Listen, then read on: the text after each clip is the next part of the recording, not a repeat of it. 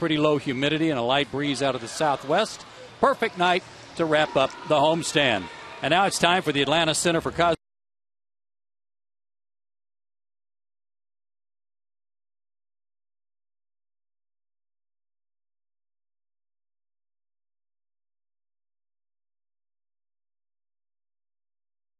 That's for sure. And it's sponsored by the Atlanta Center for Cosmetic Dentistry. Mets starting lineup, just like last night. Reyes at the top of the order, followed by Daniel Murphy, who's gone 45 straight plate appearances without striking out. Carlos Beltran, red hot, 2 homers last night, followed by Carlos Delgado and David Wright. Brian Church in right field, and Castro Castillo, and a good hitting pitcher, Livan Hernandez, bats ninth. For the Braves on the mound, Kenshin Kawakami, 33 years old, 5'11", 200 pounds, out of Nagoya City, Japan. 1-3, a very high ERA. He's made 2 starts here at Turner Field. 1-1 with a 5.25 ERA. But you know what? In spring training, Chip, he gave up 1 home run in 6 starts. He's given up 5 in the regular season in his first 4 starts. He'll try to cut down on the walks and try to keep the ball in the ballpark tonight. And we saw enough of the home run ball out of these Mets in last night's series opener. Here's your umpiring crew. John Hirschbeck, Wally Bell, Damian Beal is in at second base with Marvin Hudson, the umpire, over at third. Jose Reyes starts with a ball low, and we're underway on getaway night at 76 degrees at Turner Field.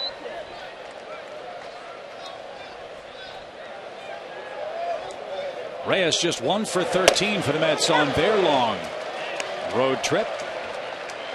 And as he goes, so oftentimes goes this Mets offense. Jerry Emanuel and Sandy Alomar Sr. checking out Reyes. Goes ahead now, 2 balls and a strike. His on base percentage is .339. That's very low for him.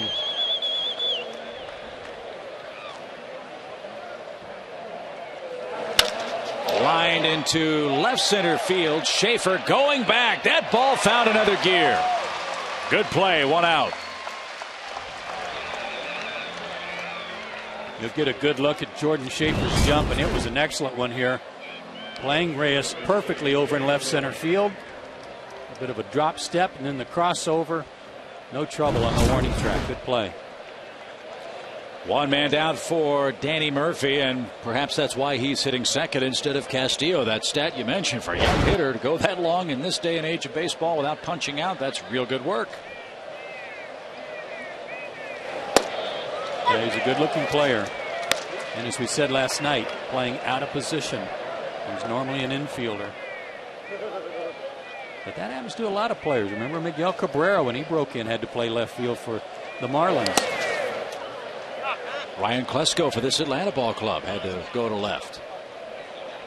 And that's a lot of teams' attitude. Well, just put him out there. The ball won't find him. He'll drive in more than he lets in. Doesn't work that way, does it? No, it doesn't. You got to have a little bit of skill and be able to read the ball off the bat. As you can see, Murphy as far back in that batter's box as you can get. And scorches one past Chipper. How about that? Line drive to left. Murphy now a 7-game hitting streak. A beautiful bit of going the other way. If we see this in the side angle here, Chip, watch how far he lets this ball travel before he really reacts. It's not like he took it right out of Ross's glove, but he hit that ball back in here. Pitch was up. That gave him a chance to kind of slash at it. But it just shows you how much he trusts his hands. So does this guy, Carlos Beltran. 6th inning was the fateful frame for the Braves last night, and the pattern was ugly. Single homer, single homer.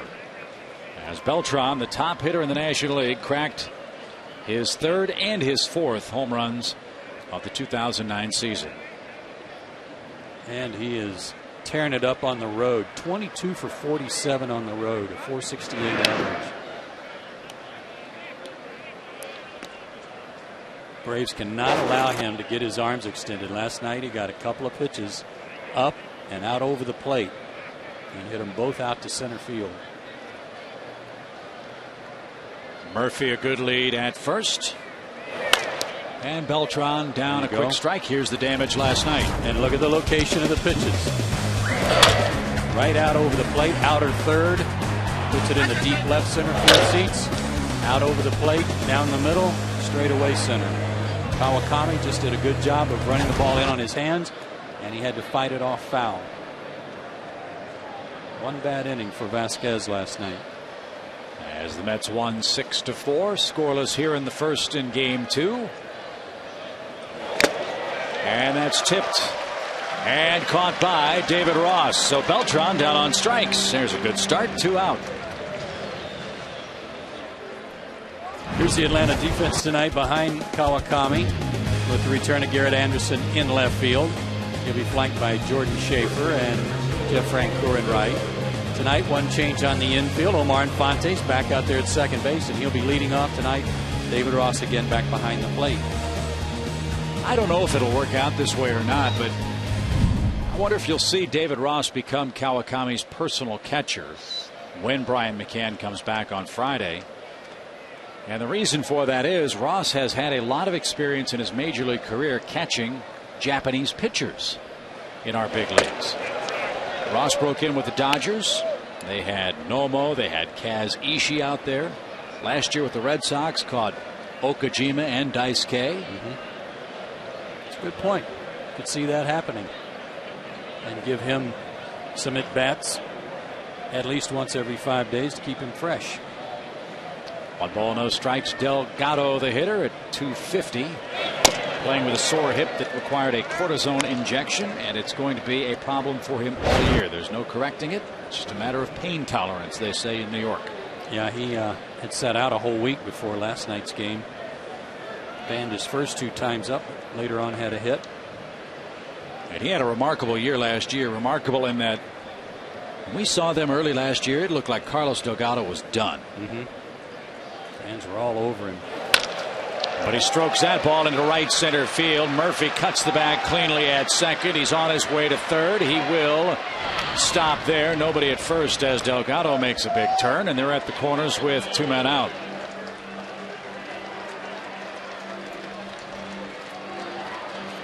Reeves had a shift on for him, but he beats the shift by hitting it over everybody on the infield. He got a ball out away from him that he could go out around and pull. First and third, 2 out. And David Wright, the hitter, but if there has been a hole in Wright's game this year, it has been this particular situation. David has not swung the bat well at all with runners in scoring position for the Mets. He's knocked in just 8 of 47 men in scoring position this year. But Kawakami, as you see, has had even more difficult getting out hitters in this situation. So we'll see what gives in the first inning matchup tonight. And Kawakami's problems usually have involved falling behind in the count, missing the target, by quite a wide margin, as we showed you in some film clips to start the ball game, and then having to throw something down the middle or getting too much of the plate.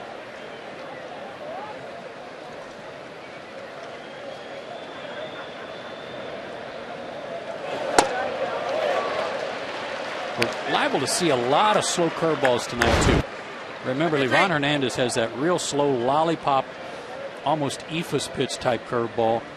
Well, Kawakami's got one, too. Not quite that drastic, but a very slow curveball as well, and we'll see a few tonight. 1 ball, 1 strike to Mets third baseman David Wright, who also homered for the Mets last night. And this was right in his wheelhouse, down and in. Really a no-doubter when it came off his bat.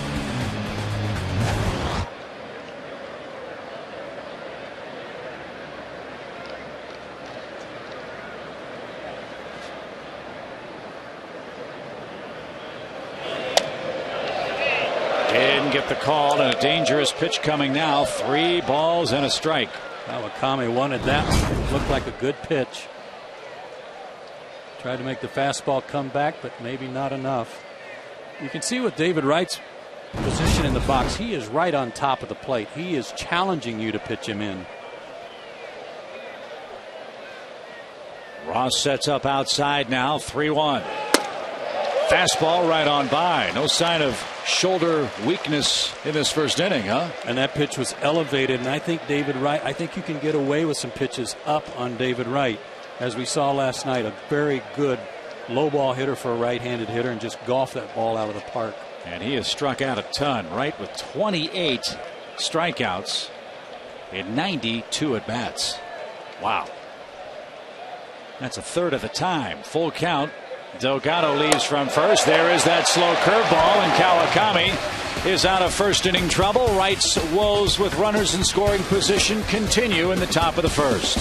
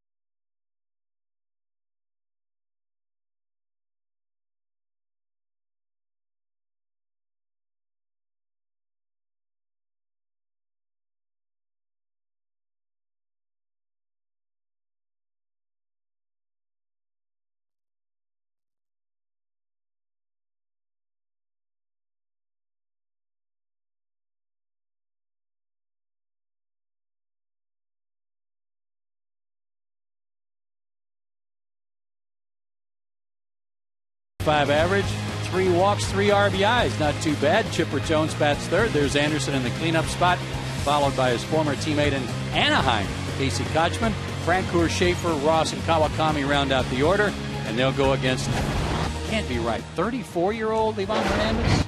I would have said 44. But 34-year-old Ivan Hernandez, who's 1-1 on the year, just 1-7 at Turner Field in his career with a 5.72 ERA, two-time All-Star, and a World Series MVP in 1997.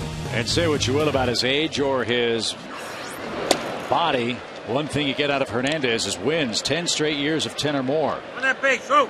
For the Marlins, Giants, Expos, Nationals, Diamondbacks, Twins, and Rockies. He didn't win 10 for all of those teams, but he won 10 games playing for multiple teams in multiple years from time to time, too. He'll have some games where he just absolutely gets blown out. But he hangs in there, gives you a lot of starts, a lot of innings, and he's never been on the disabled list. Line into left. Murphy makes a running catch. Never know. One man down. Infante hit it hard. I think you could say about Ivan Hernandez, if he was left-handed, you would say he's a guy that gets by on craft and guile. Right. Yeah, they don't ever say crafty right-hander, no. do they? He is good. That is him. That is he, which is correct. That is he. But it sounds better to say him. He's not that guy. Him's crafty. Here's Escobar.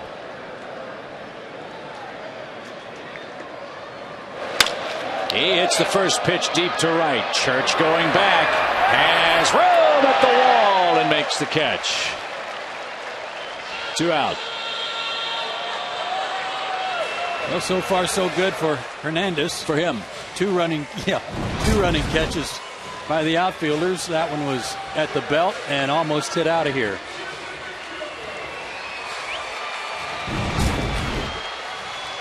And while the saddest of all possible words was Tinker to Evers to Chance, even more sadly for the Braves, it's Chipper's up with 2 outs and nobody on. in our first inning tonight. He swings the first pitch. It'll be a 4-pitch first inning for Livan Hernandez. 3 up and 3 men down.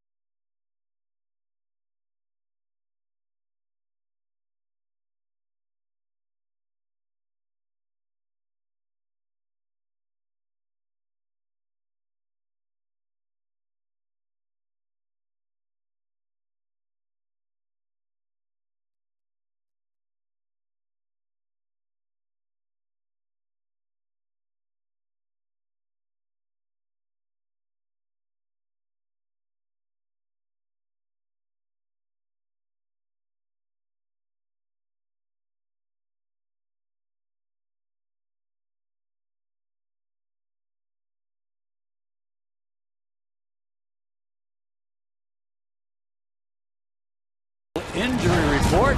One guy off the list. Garrett Anderson not on the list tonight. Tom Glavine. Brian McCann still there, but McCann should be back on Friday. Jorge Campillo is eligible to come off the list, and he might be able to come off the list in the next couple of days. And remember, get the perfect balance of health and care at Piedmont Hospital, the preferred health care provider of the Atlanta Braves. Visit PiedmontHospital.org. Frito Bandito right there. He was nice enough to take his sombrero off so the folks behind him can see. Yikes. Here's Ryan Church to start the second.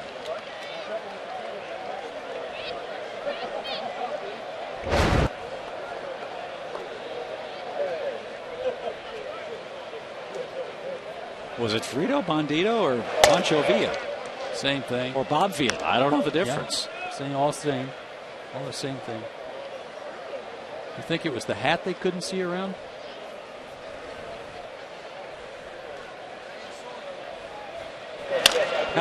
Hal said it ain't Zorro.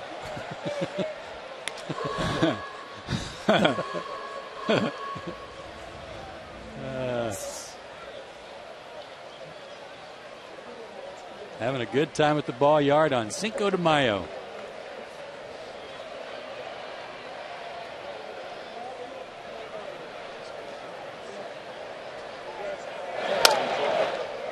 One ball, 2 strikes to Church. Church had a tough night last night. In fact, the bottom third of their order, not counting bottom 3 of their order, not counting the pitcher, were 0 for 12 last night. Church, Castro, and Castillo. That ball was sinking out of sight.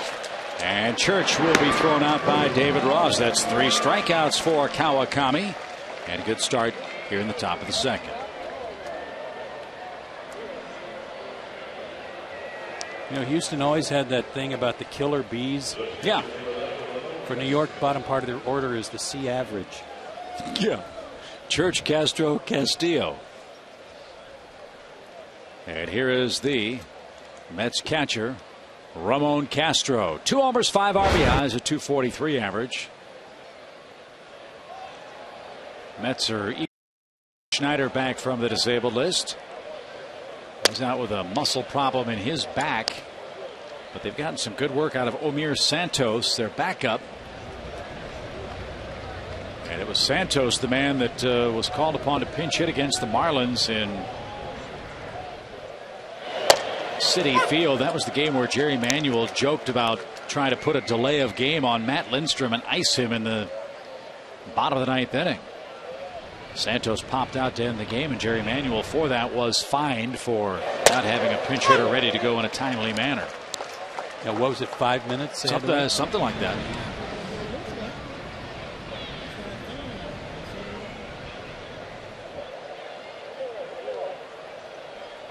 One and two to Castro. And ground ball right side, and Infante can't get there. So 3 hits for New York. Castro has his first of the game and series. And a red hot Luis Castillo's coming up with a cool .344 batting average.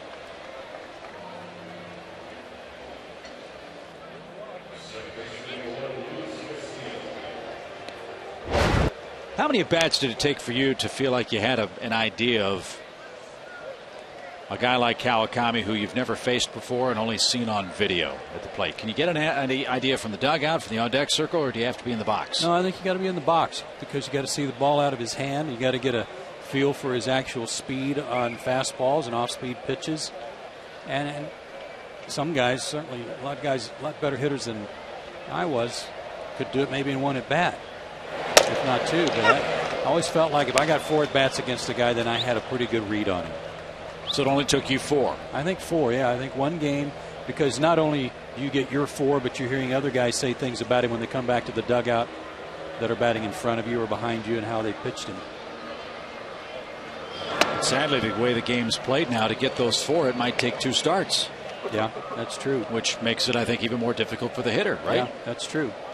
We were talking about that the other night with respect to the evolution of the game and some of the old-time players and how you wonder how many of their numbers were put up against a starting pitcher who had already thrown 150, 170 pitches that day. And with the change in the way pitchers work and the specialty pitchers, the specialists who come in and work an inning, working out, how much that has changed the game, how it's affected some of the high career averages. 1 ball, 2 strikes to Luis Castillo. Castro not much of a threat to run, is being held at first. And Castillo looks at a ball in the dirt. Look, we're not taking anything away from Babe Ruth or Lou Gehrig or Ted Williams or anybody else who has put up great numbers or even not so great numbers in the game. But I think your point was right on target last night when we talked about the Hall of Fame. You have to measure contemporary players with contemporary players, not the greats in the game, when you consider the Hall of Fame, because you just don't know. That is foul past third. I mean, and that's not taking anything away from those pitchers. I'm not trying to insult the great pitchers of those eras that never came out of a game and pitched all those complete games. But let's face it, no matter how big and strong you might have been, you weren't throwing the ball as well in the 9th inning as you probably were in the 6th. Right. Where today's starting pitchers, if they go 6, they're done. And more frequently. Let's not forget, yes. 4-man rotations, too. A little squibber hit toward Chipper at third, but that's going to spin foul. I mean, are you of a mind that the great players could play in any era? The Chipper Joneses of the world, the Mike Piazzas of the world, doesn't really matter. Oh, yeah. I think those guys that were really good back then might not have the numbers that they had then today, but they'd still be awfully good. They'd still be among the elite. So it's the numbers that a Babe Ruth got against a not so great starting pitcher that he faced because the leagues were smaller and more frequently. Yes. May have elevated his awesome offensive numbers.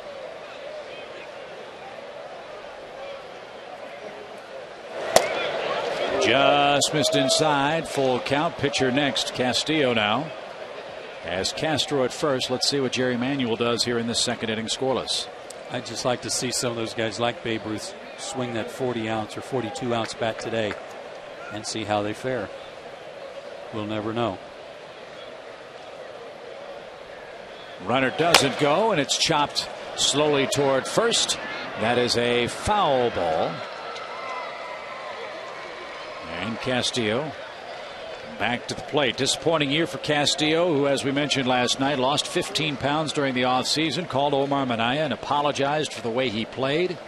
Had knee trouble, was not in great shape, and vowed to come to camp for this Mets ball club a different guy, and he really has been for them. And The way things have set up, that gives New York really two leadoff men in their order. One at the top in Reyes and one at the bottom in the 8th spot in Luis Castillo. He's getting Kawakami fits on that off-speed stuff right now. And then fights off a fastball at 90 miles an hour. I mean, Hernandez had a 4-pitch inning, and Castillo's had about an 8-pitch at bat here. Make it 9.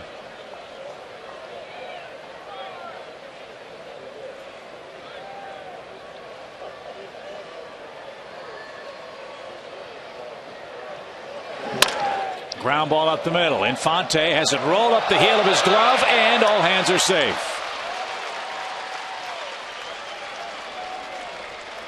Infante had to go a ways to his right, but that ball rolled up his arm. And now the Mets in business with 2 on and 1 out. We'll see how that scored. Let's see where it hit his glove. Up on the heel. And when it hits the heel, there's no telling where it might go. And then he tried to play handball here. Try to flip it over to Yunel, but not in time. They're going to score it an E4. And now you've got to deal with Livan Hernandez, who is not your prototypical National League pitcher at the plate. He's a lifetime .231 hitter, and he shows bunt. And he lays down a perfect sacrifice. Runners now are 2nd and 3rd with 2 outs. It's already his 5th sacrifice of the year. Good one.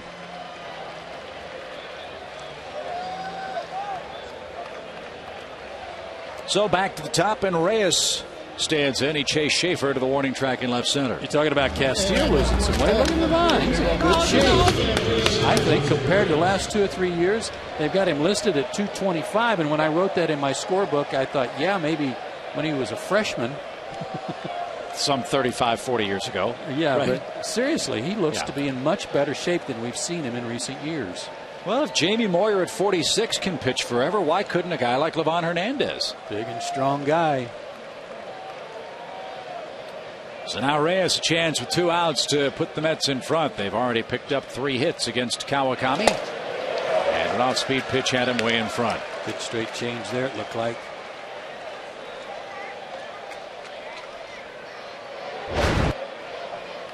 Reyes just 231 with runners in scoring position.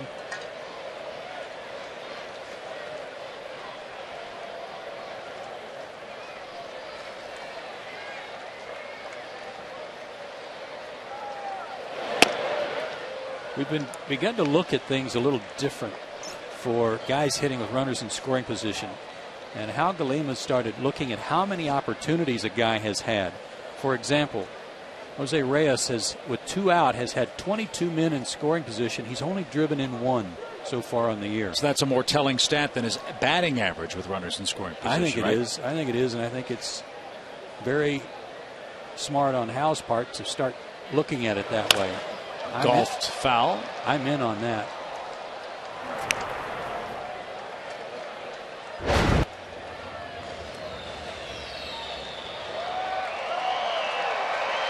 Yeah, 8 RBIs with runners in scoring position and a .231 batting average, says the graphic for Reyes. But now he's in a 1-2 hole. There's Howard Johnson, the Mets hitting coach, and a big-time Braves killer when he played third base for New York.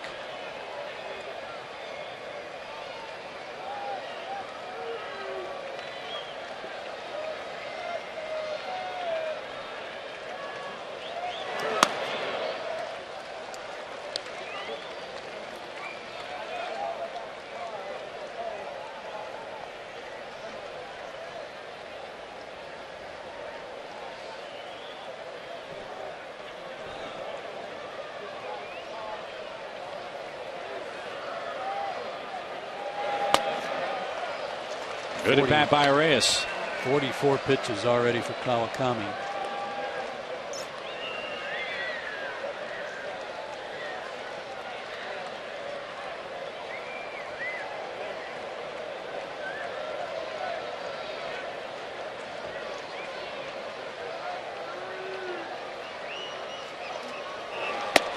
He lost him. Bases loaded.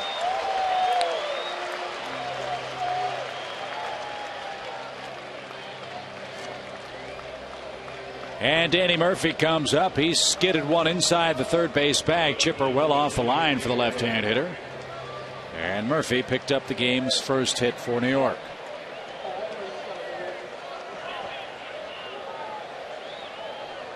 He's 7 for his last 17, a 7-game hit streak.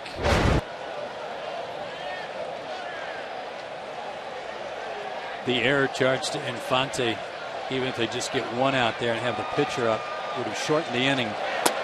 So that's adding to his pitch total, but it's like he's a little off, and David Ross going to have a chat with him. Yeah, if the word of the day yesterday for the Braves was frustration offensively, I think you can see the same thing with Kawakami, who knows just enough English to get by on the mound. David Ross told me yesterday that they use some hand signals.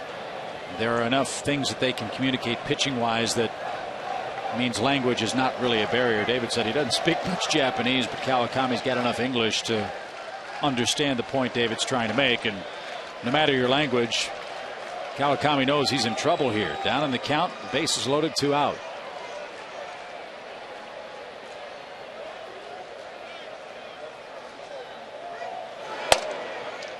Missing that same spot with left-handed hitters. He's just off the plate outside, both with the sinker and the slider.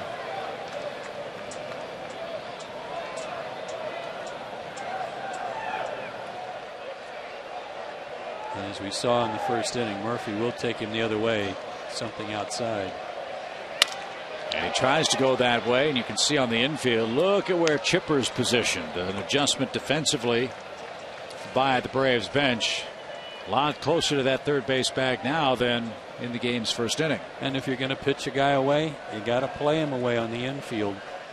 If he's a guy who's willing to go the other way and not try to pull everything. Still a dangerous count, 2 balls and a strike. Ross, a good job just to block that with a shin guard. Kawakami is all over the place. 3-1.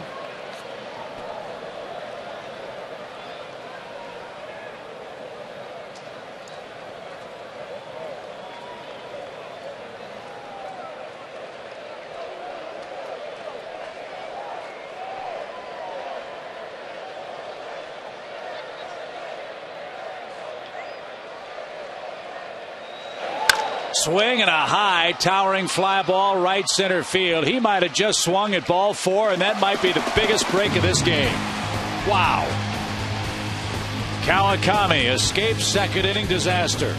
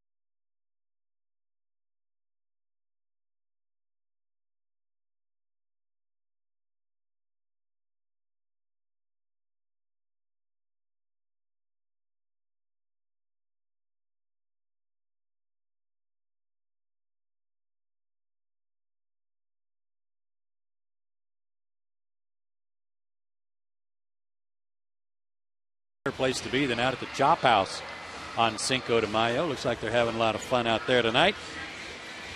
And fans, it's time for the know-how question of the game built by the Home Depot. If you have a question, send us an email, and if chosen, we'll answer it later in the game. Send your email to braves@peachstreettv.com. Please tell us your name and where you're from. And remember, more saving, more doing. That's the power of Home Depot. Well, a hearty welcome back for this man, Garrett Anderson.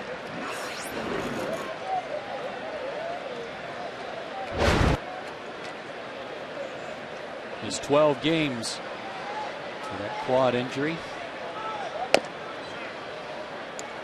Has not gone out for any rehab, any at-bats against live pitching, so this is his first at-bat since Pittsburgh. Well, I mean, Eddie Perez throws live pitching. Eddie can heat it up. Yeah. He's 41 now. You know, that's the age where that bullpen arm really starts to limber up. Yeah. That's one way of putting it. And a slow roller towards second. Anderson gets down the line in pretty good shape. Remember, a calf problem and then a quad problem were the issue for him. No discomfort, it would appear. And Livan Hernandez has an easy out. That's only his 26th at bat of the regular season. Keep in mind that Garrett was also injured in spring training. He only had 20 at bats in spring training.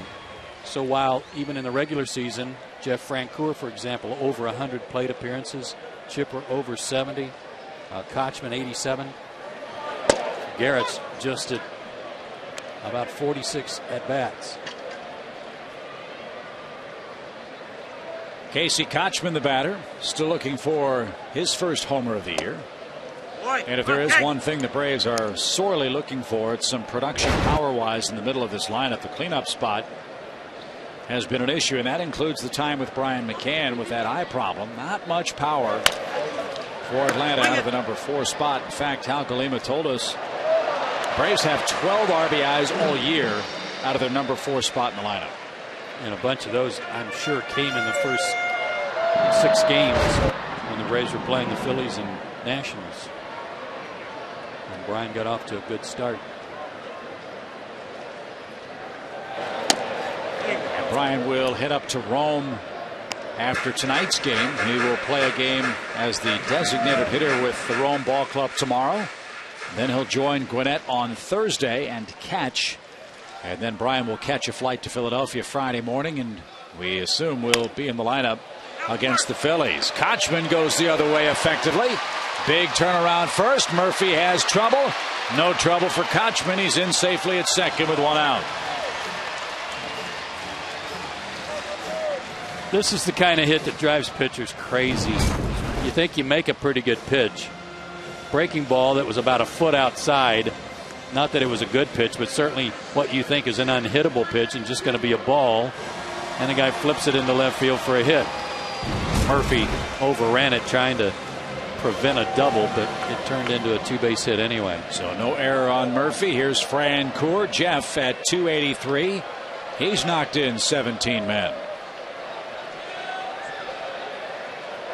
How do you like the Mets' arms in the outfield? Always like Beltran's. Very accurate and a very quick release.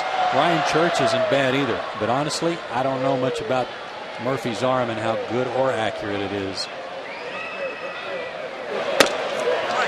The point being, if Francoeur singles here, Kochman does not run with much speed. Yeah, hit it to the gap. Take care of that. And hope? Yes. 1 ball, 1 strike.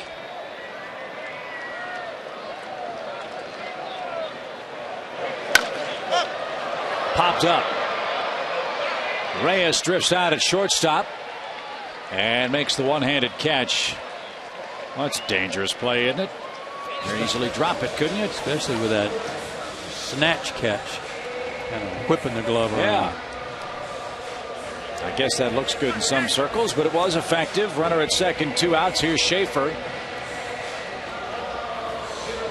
Jordan at 247. With 2 homers, 3 RBIs, and really, Joe, it's been feast or famine for him, hasn't it? Well, he's driven in 3 runs, and that graphic kind of tells the story. Jordan's 3 runs have come, RBIs have come on his home runs, and the last RBI he had was in Game 3 on a 2-run homer in Philly.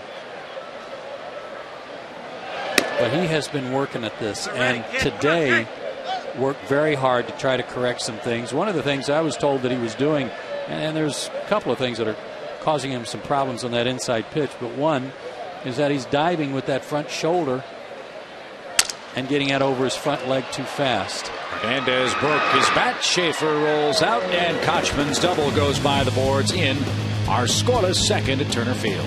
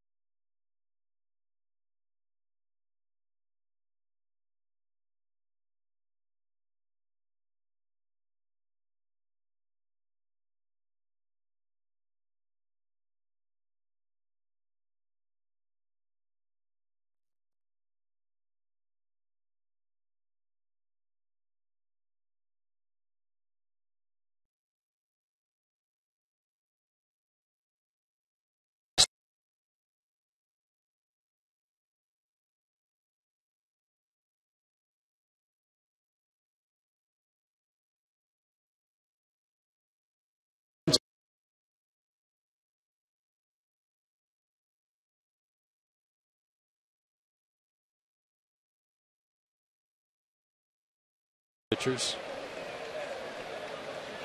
So you folks who were hoping to see Brian playing in Rome, come on down to Gwinnett and see the Gwinnett Braves here in metropolitan Atlanta tomorrow. Here's Delgado. He singled his first time up.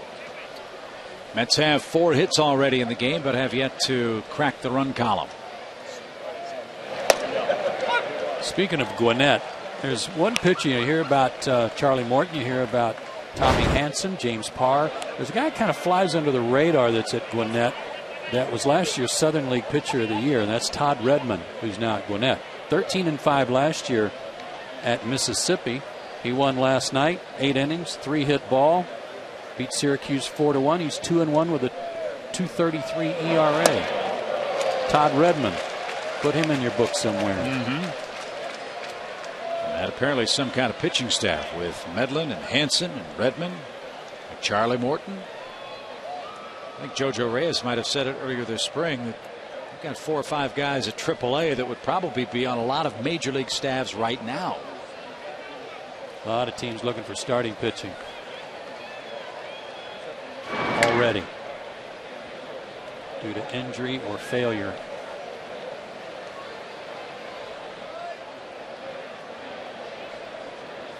Delgado will lure you into thinking with that open stance that all he's thinking about is the middle of the plate end. But as we saw last inning, he'll go out around that pitch away from him. That was close.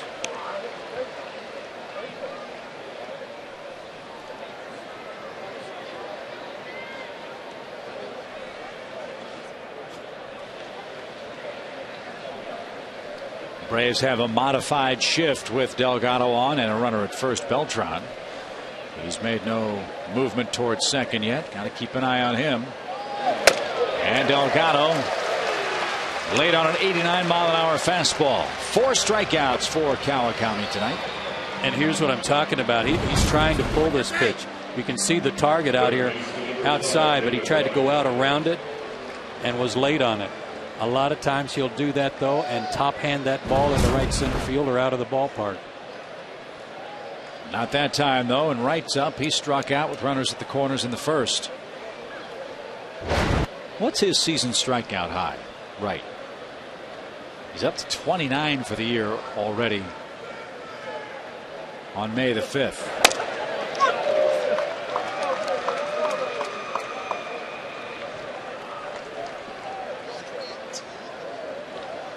Al Galima says it's 118. Man, he's going to fly by that. He might be there by August at this rate. They've been going up slowly but surely. 113 in back-to-back seasons in 05 and 06, then 115, and last year the 118.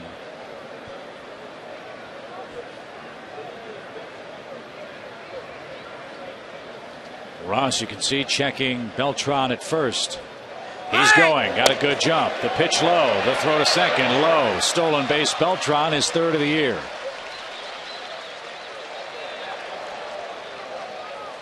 I would guess that for David Ross, when he sees Beltran or any other Mets runner get such a big jump, you tend to hurry your throw. You try to get rid of it so fast, and while it was on target, it was low, and Infante's first obligation is to keep it from going into center field.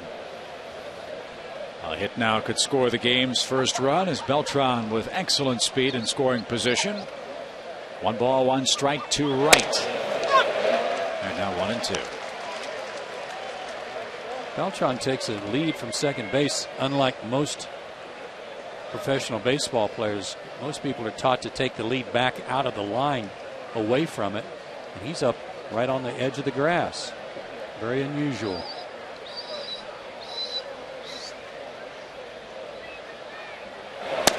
Well, isn't the fastest way between 2 points any straight line? Yes, but I was always taught that by taking your lead behind the line, you have a better angle at cutting third if you're going to try to score, and it also is a bit of an optical illusion to the pitcher to make it look like you're not quite as far off the base as you really are.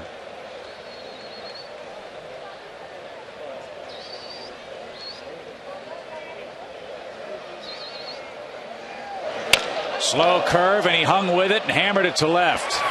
No chance for Anderson. And Beltran can gallop home. Wright has to hustle in the throw off target. And it's a double and a 1-0 New York lead. So Wright finally comes through with a man in scoring position. As we told you, that's been a problem for him. His 13th RBI puts the Mets in front. And it looked like that slow curve indeed, but you can see the location right in the center of the plate. Garrett Anderson actually made a good play here off the wall. Like you might have a play, but not so. His throw was a little bit off the mark, and the stolen base comes back to help the Mets. Here's Church. He struck out his first time up. I didn't see Beltran's trip around third. That ball was hit so hard he could have run backwards. It wouldn't have really mattered to him. That's true.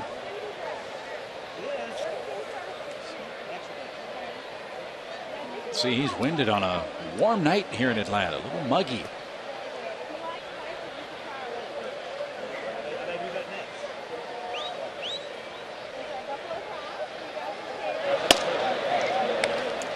Last year, the Mets set a record for run differential in the first 3 innings, outscoring their opponents by 155 runs.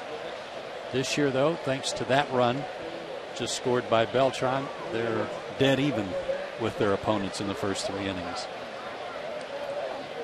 And that might be why some of their starting pitching problems have been so apparent this year. Not many early leads for those guys to allow them to settle in and relax and go about their business. He made a good pitch. Kawakami made a good pitch to Beltran that he fought off for a bloop single. But boy, he has been reluctant to come in on any of these lefties other than that. He did there, and Church lifts one to left. There's your second out. Wright retreats to second base. And as a hitter, I mean, that's like Christmas, isn't it, when a guy won't pitch to both sides of the plate? When it gets around that you're not going to pitch him inside, you bet. You start hanging over the plate a little bit. But you're going to have to spin those guys out of the way a little bit. Make them know that you will come in on their hands or even closer, just to keep them honest.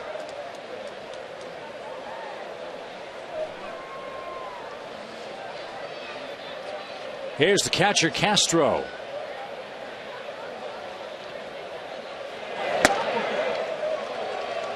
And the 65th pitch of the game for Kawakami is waved at and missed. And he's had good velocity, 89, 90 miles an hour. Yep.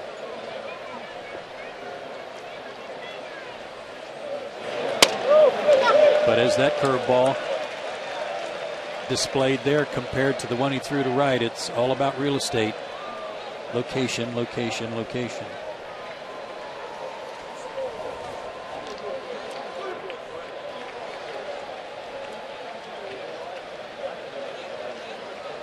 Oh, and 2. It's pulled foul. And out of play by Castro. Couple of homers, 5 RBIs. Wonder who will catch in a backup role when Brian Schneider comes back. Will it be Castro? Will it be Santos? Well, the manager's the guy that writes in the lineup, but he can only write Castro's name in there if he's on the team. Yeah. Or vice versa. Way high. Yes. 1 and 2. If Jerry Manuel likes Santos better, but Omar Minaya sends him to AAA or elsewhere, kind of makes your decision for you. Yeah.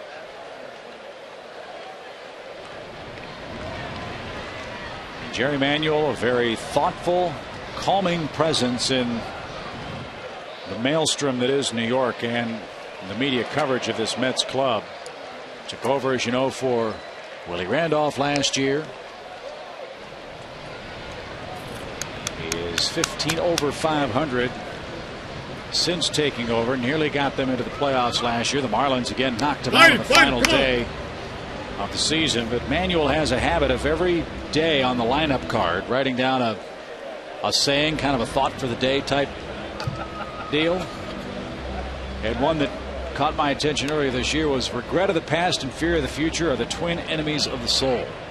And the Mets certainly have plenty of regret the last 2 seasons, and that's probably very difficult for them to let go of, knowing that they're reminded of it every day. Yeah, they're going to hear. They're going to hear about it in New York in the media all the time until they do something about it. Yep. 2 and 2, right at second with 2 outs. Mets have jumped in front, and another liner is foul.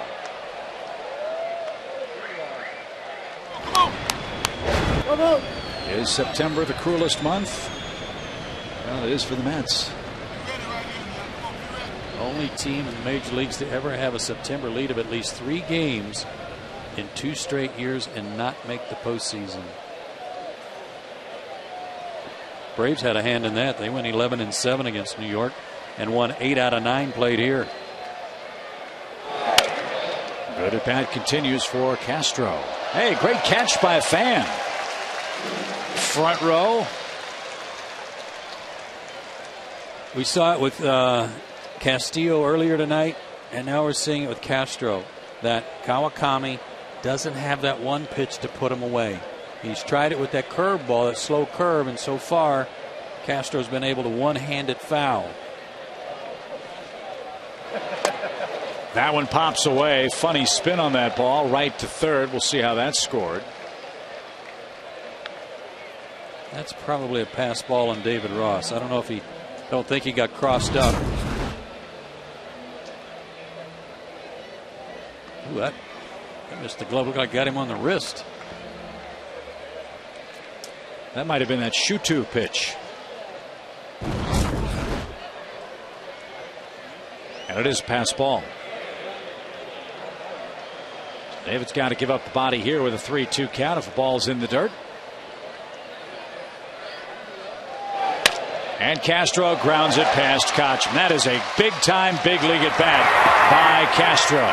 Francoeur winds, fires, ball cut off. A 2-out hit for the Mets. Catcher makes it 2-0, and he was foul line to foul line in this third inning.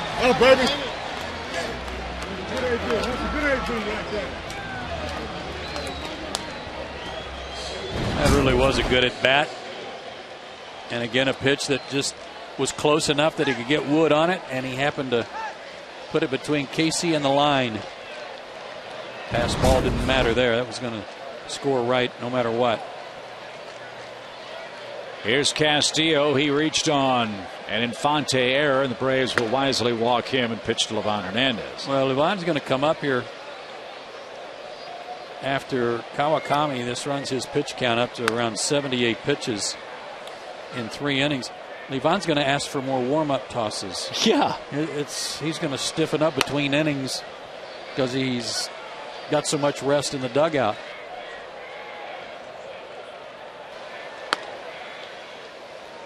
If Kawakami's is battling some shoulder fatigue, I'm beginning to understand where it's coming from.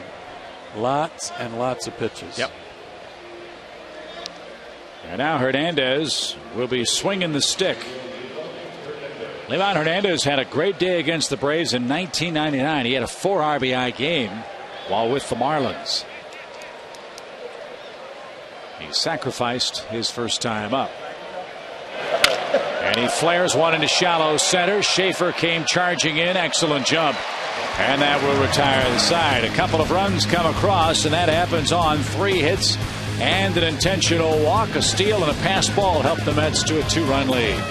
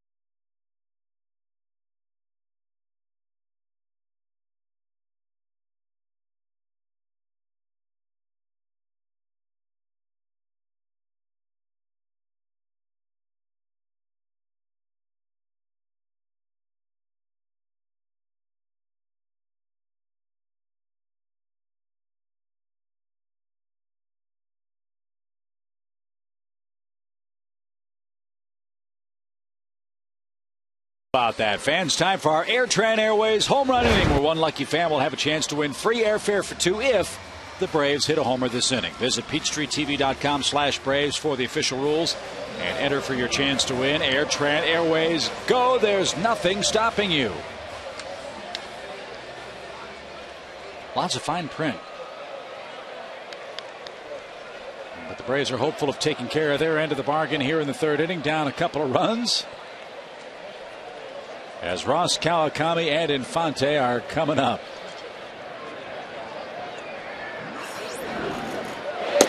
Come on, Rossi. 1 ball, no strikes. David, a couple of home runs, 7 driven in, and a proud new papa.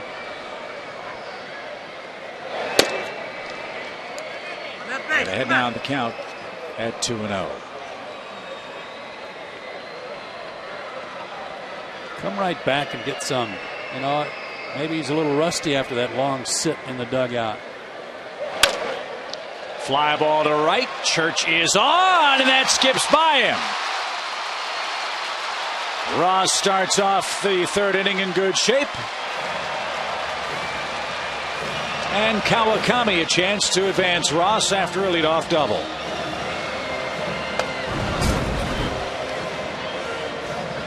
Fastball that was cutting back to him, and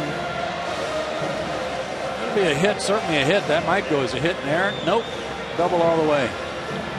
It's fortunate for Ryan Church, who may have gone into his slide a little soon. Braves will take it. Yeah, he made a sensational sliding catch last night. If he'd made that one, it would have been what else? Yeah. Get him over, get him in. Here's Kawakami. Does not have a sacrifice bunt in the North American Major Leagues yet.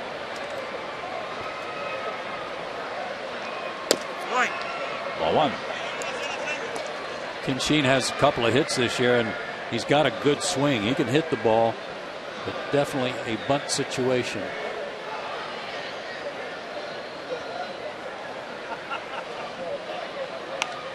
And a beautiful bunt. Hernandez is going to third, and in time.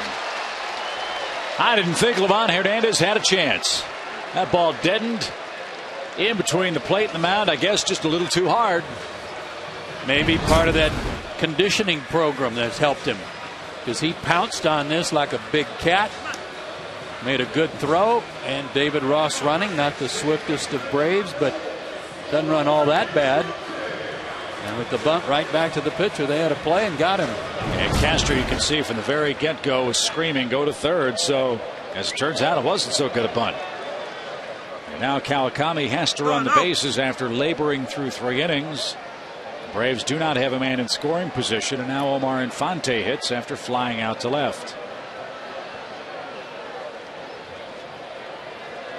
Why, you asked, is Infante playing tonight rather than Kelly Johnson? Well, look at the numbers. Kelly is having a real rough time of it.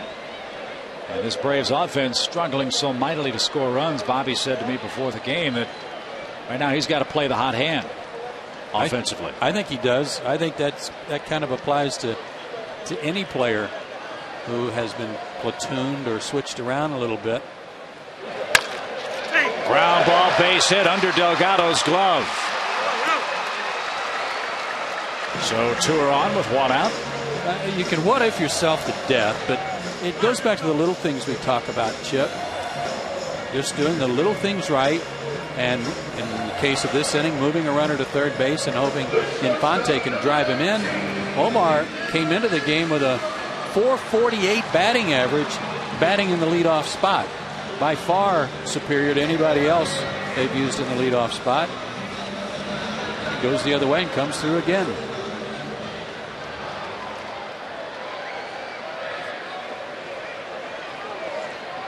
So Escobar a chance now. He has flied to right.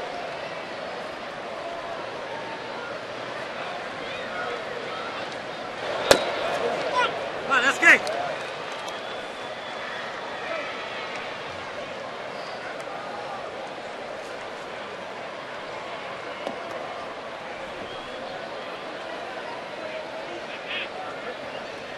Keep it going. Come on.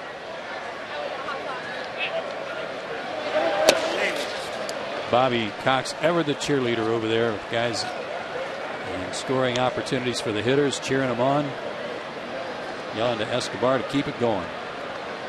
Jim Budkar, great audio engineer, has his microphone strategically placed right by the perch of the Braves skipper. Yeah, taped to the neck of Wayne Berry. 1-1. Way high, 2 balls and a strike. Camera operator right down there by Bobby. It's a little uncomfortable, but once you get that tape peeled off once, it doesn't really bother Wayne much. No.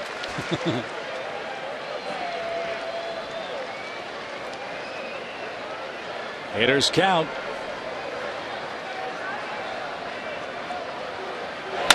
Line drive, right field, base hit. Kawakami will be held. Bases are loaded, 1 out. And you hold him because Chipper Jones is coming up. And this is a rare sight indeed for the Braves third baseman. It has been so far at the beginning of this season. And now it's time to take a look at the SunTrust Solid Performers, brought to you by SunTrust. Live solid, bank solid. Chipper Jones now 42nd on the all-time home run list after his home run last night, just 3 behind former Brave Darrell Evans. Billy Williams in range, so is Mike Piazza in the top 40. Well, I used to, as a kid, love hearing Ernie Johnson say "Howdy Doody" for Darrell Evans. That was his nickname. And Chipper Jones, bases are loaded. Braves very happy with this possibility, and it has been very, very rare that Chipper has had men on base at second or third this year. A lot of guys in baseball with more at bats with runners in scoring position than the Braves' number 3 hitter. 227, as a matter of fact. Lined, caught there, flip back to second, double play. How about that? Bases loaded, 1 out, and Infante wanders too far off the second base bag, and the Braves run themselves out of a chance to score in the third in the Airtran Airways home run inning of the game. Register at PeachTreeTV.com/Braves for official rules and your chance to win.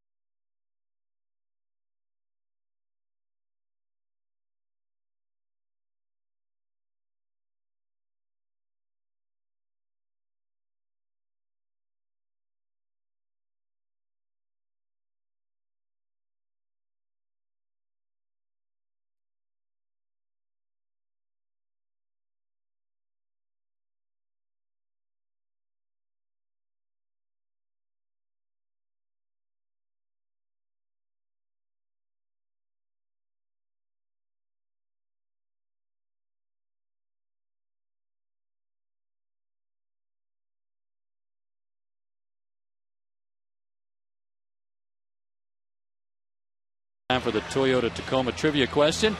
If a player is ejected before a game, does his consecutive game playing streak continue? For example, if Cal Ripken had been thrown out of the game before the start of number 2,100 and whatever, 30, would that have ended his playing streak?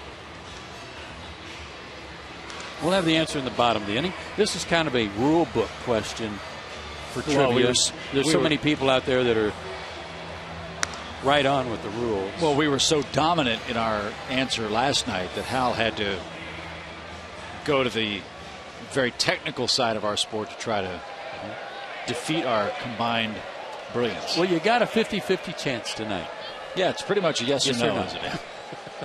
And knowing us, we'll get it wrong. Yeah. Here's Jose Reyes. Boy, you know, you load the bases and don't score. What scares you is so many times in baseball, the team that doesn't score sees the team that kept them from scoring score. We hope that doesn't happen here in the fourth inning. Top of the order, Reyes starts it off. You know what I meant. Look at me that way. 0-1. I had to look at you, though, to make sure I heard it the way you meant it. That's why I said it real slow, because I would have screwed it up otherwise. Reyes has walked and has flied to center. He's 1 for 14 on the trip. And he bounces one slowly towards second in between. And And one is out. With a fast runner on a little chopper like that, the infielder, like it or not, he's got to charge the ball and he's got to try to smother that in between hop, because if you lay back, Reyes is going to beat it out by the time you get it over to first base. So a nice play by Omar to charge, get that in between hop, and throw on the run. Good play. Here's Murphy. He is 1 for 2 in the game. I went over in between innings a few moments ago and asked Keith Hernandez, the longtime television analyst for the Mets on SNY New York, about the throwing arm of Danny Murphy, and he said it's not real good. So keep that in mind. In fact, they will send Jose Reyes out into the outfield to try to shorten the length of Murphy's throw, because Reyes still has one of the stronger arms at shortstop in the National League. So if the Braves have a chance to hit the ball that way, we'll keep that in mind and see how Reyes plays it. And that's just good coaching and managing, because if it's Jeff Francoeur, Kelly Johnson, or Omar Infante don't have to go quite as far out in the gap to get a relay from him, because he's got a strong throw, strong throwing arm, and that kind of shortens the distance they have to make a relay. But as Keith said, and I think it's fair to say, even when you're a polished player, this is a hard game. Okay? I mean, this is a tough game played by tough guys, and there's no tougher place to play arguably than New York, with all the expectations that the Mets have, and he has to learn on the job, still produce, still hit, and handle all the heat. Exactly right, of which there's been plenty, and he's stood up to it just fine.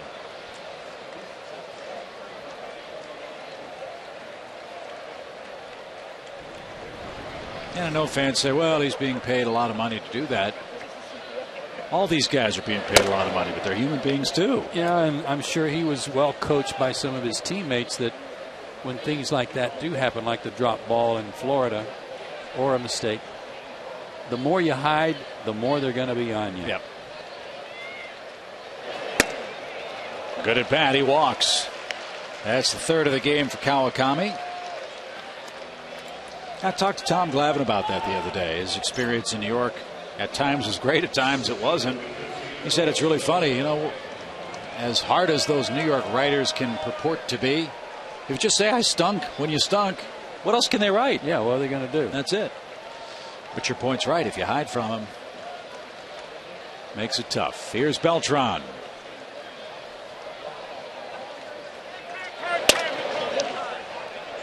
Hirschbeck granted time, no pitch. And Bobby Cox and the Braves arguing about that from the dugout. And Kawakami wanted to know what the story was too. Carlos said it looked like he was a little surprised too, though. I didn't see his hand go up, but he obviously called for it. Maybe he was surprised that he got it so late. Yeah, the rule is you don't ask for time and have it granted automatically. You have to request it. That's right.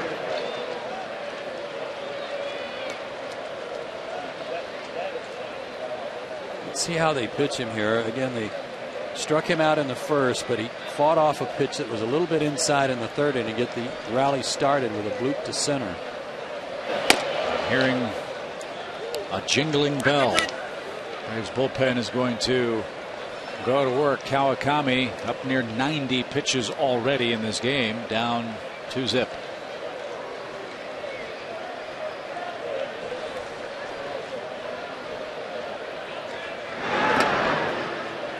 Buddy Carlisle has been summoned to begin loosening up.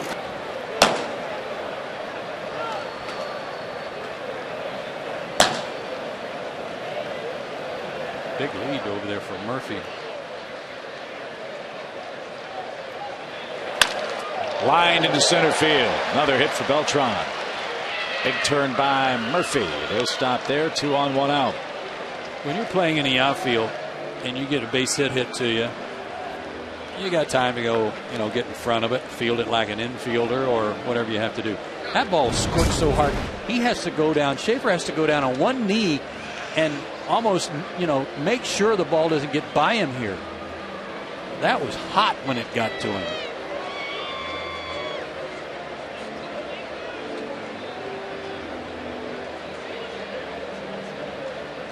Roger McDowell out to talk to Kawakami, but another pitch out away from him. And I contend that you just can't pitch him middle away. He's got the plate covered. He loves the ball. As we saw last night, he likes it up and out over the plate. But you've got to try and tie his hands up somehow, some way. He's just too hot right now. Yeah, he's blistering hot. His average over 400. And now Kawakami's got Delgado 1 for 2, and a chance for the Mets to break the game open. It's 2-0. Both those Mets runs coming in the third inning. A very deliberately paced game. A lot of pitches from Kawakami. The next will be his 90th of the game, and Carlisle working in a hurry.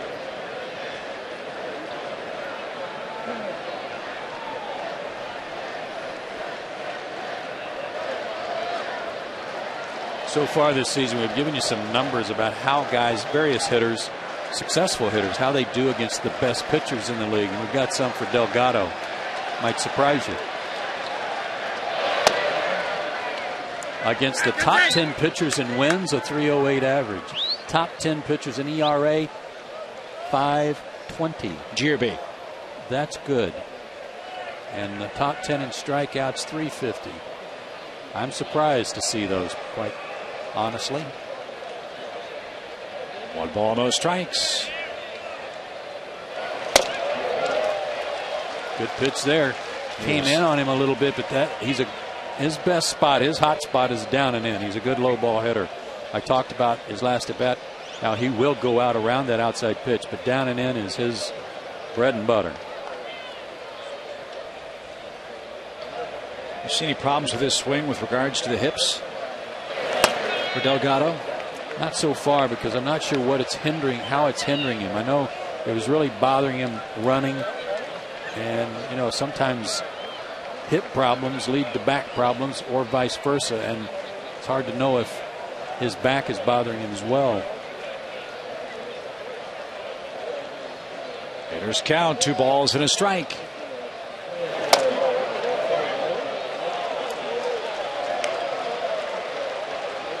And if ever Carlos Delgado wanted to swing out of his cleats, here's his chance. It is, and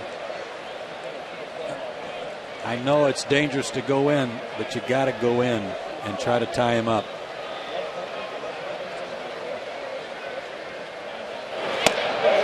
Good changeup instead. That was maybe the best pitch he's thrown tonight. That's the other thing Ross said about Kawakami and a lot of the other Japanese pitchers who come over. They will pitch backwards. Count like that, they don't have to throw a fastball. They have such good control. That was a big pitch. Can he make another one?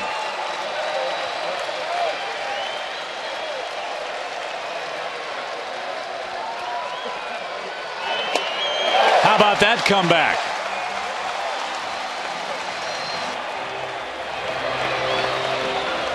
Two outs. 2 straight change-ups, too. And that one just died. He didn't throw him the slow curve. Just a straight change-up that died off the end of his bat, and Delgado's fallen across home plate, couldn't reach it.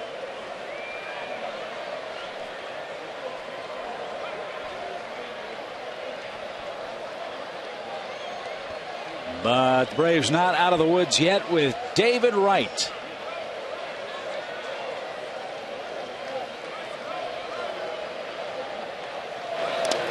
That one gets away, and the runners move up 90 feet. Wild pitch.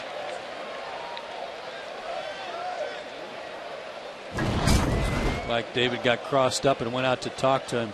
Oh yeah, the way he tried to block that ball, he wasn't expecting that. Watch his glove. He just was doing the best he could to try to short hop that like an infielder, because he wasn't looking for like a fastball in the dirt. Man, what a lonely feeling that's got to be as a catcher. The ball's halfway there and you have no idea where it's going to go because of a miscommunication. And you just saw David lift his mask up and point to his head and say, "Be smart," to Kawakami with first base open. Almost to the backstop again. 2-0. Church is next, and Kawakami's handled him pretty easily. First base indeed is open with 2 outs.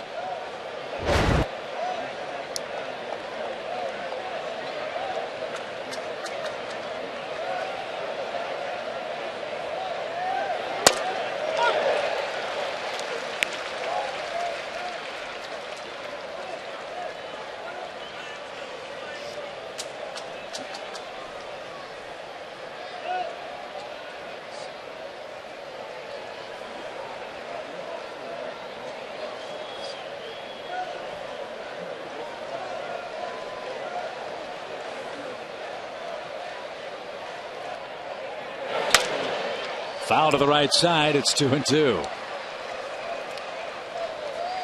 One of the original Japanese pitchers to come over to this country, Hideki Arabu, I saw the other day in the transactions where he signed with an independent team in Long Beach, California. There are several pitchers that are pitching out there. I saw that same article. I can't remember. It's not doggone it. Not Paul Bird, but several guys that are hopeful of catching on in the midseason are pitching out there out west. And right. Couldn't catch up. There's that pitch over the inner half you've been calling for all night long. And a good reaction from Kenshin Kawakami when he got the strikeout.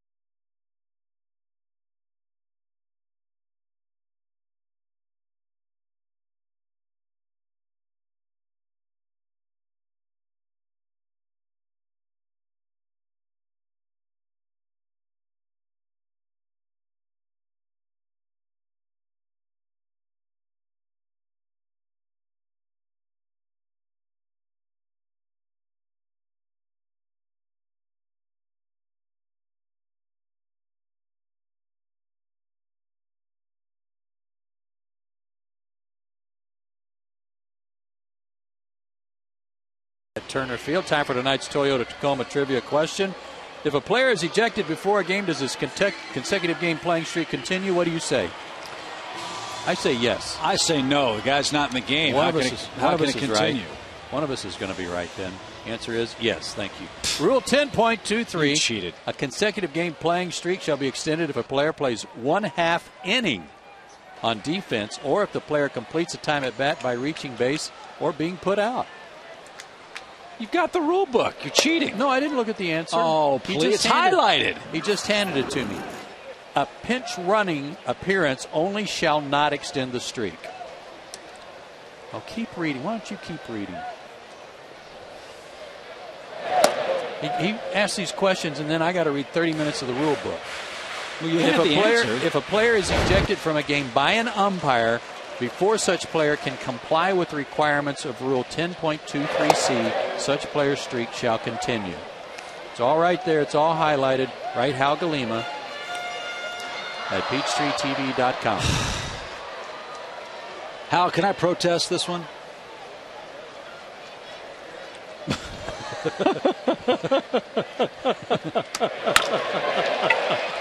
Garrett Anderson to center. Sliding catch by Beltran.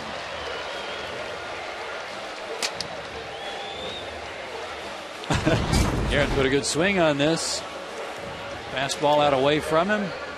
But Beltran, a Gold Glove winner, makes the good play. And here's Mr. Happy, Hal Galima.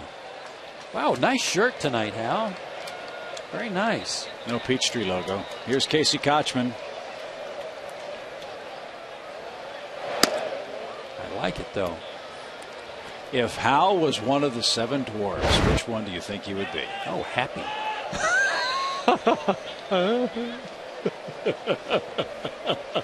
A lot of nominations, though, coming from the that truck. was quick, wasn't it? Yeah. Hey, I said happy. By the way, speaking of the antithesis of happy, Dom DeLuise passed away today. One of the great actors and comedic actors of all time. Line drive past Castillo. That ball was smoked. Kochman's 2 for 2. Tying run to the plate here in the fourth. Talking with the guys in the clubhouse today, we were remembering some of the movies that Dom DeLuise was in, and the one that came to mind was, of course, Blazing Saddles. Yes. Which he was a stage director. Yes, at the end. It was great. Choreographer might be a better term, but he was hilarious. We were thinking, what's your favorite line from Blazing Saddles? I mean, tons of them. Oh, great movie. Francoeur, the batter. Now, I haven't been able to confirm this, but somebody downstairs, I think Chris Van Zandt, fine clubhouse attendance for the Braves, said that one of the writers of that movie was a young comic genius who later befriended Gene Wilder by the name of Richard Pryor. No kidding. As Francoeur rolls into a double play, Kochman never got to the second base bag, and a slow curveball takes care of Francoeur as the Braves are doubled up for the second time in as many innings tonight.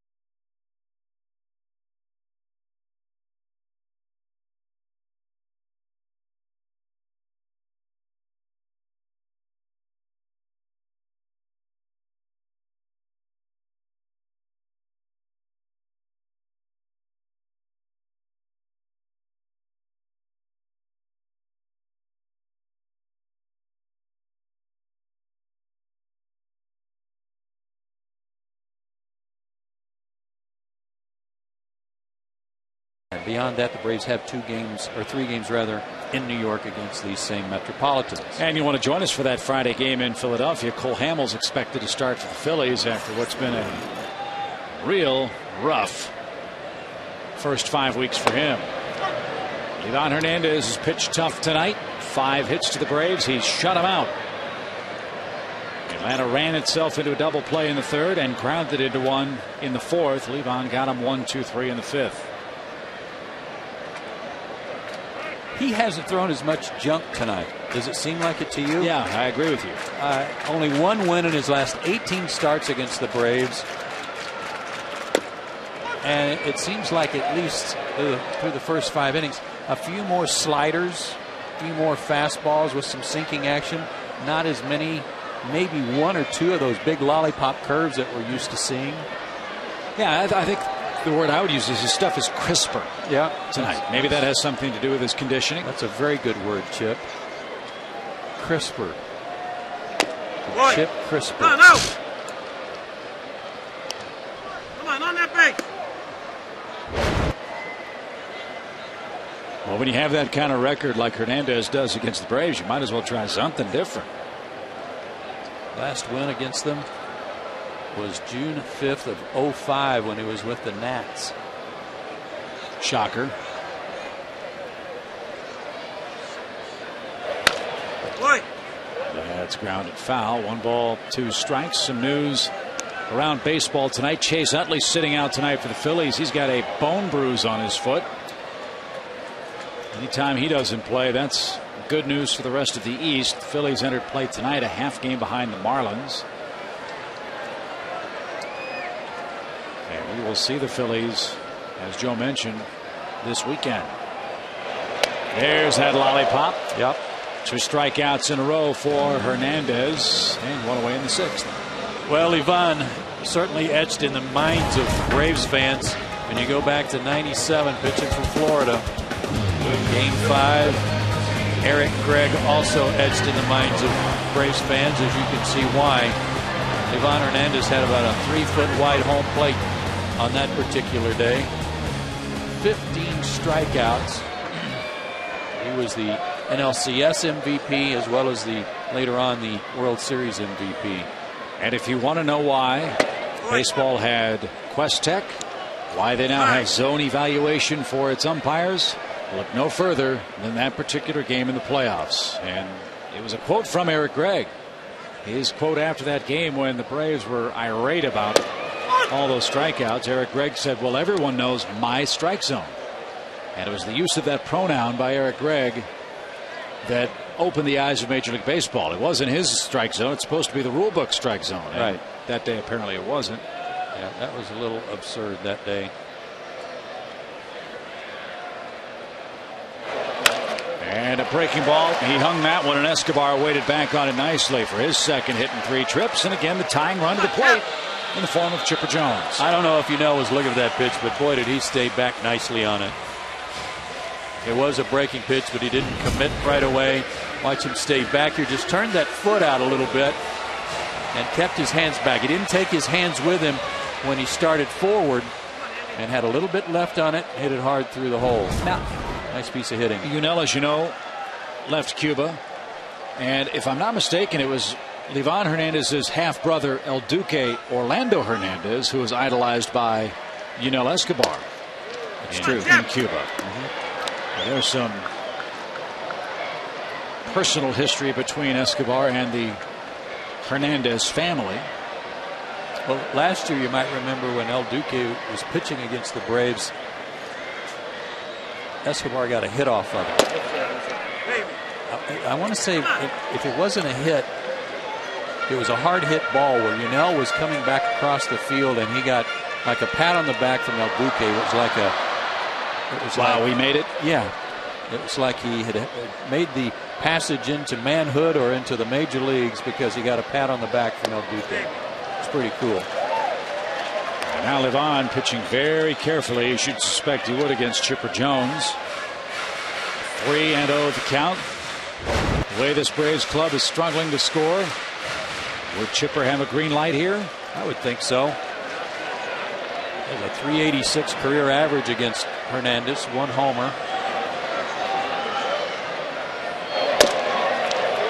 It was nowhere near. Ball 4 outside. Tying runs are aboard for the Braves. There's 2 veterans knowing the game situation. Chipper knew he wasn't going to get much to hit. Hernandez knew Chipper wasn't going to swing. And so 2 men are on with 1 out. Here's Anderson. Again, the story of the night for the Braves. Anderson activated. Brandon Jones down to AAA. And this year, Atlanta with just 12 RBIs out of its cleanup spot all year long. Only the Reds have fewer in the National League coming into tonight's play. Well, we talked about Garrett last night about how he wasn't going to come back in midseason form. He's going to take him a few at-bats to get some timing down and to feel good at the plate. But he did hit the ball hard his last time up when he lined out to center.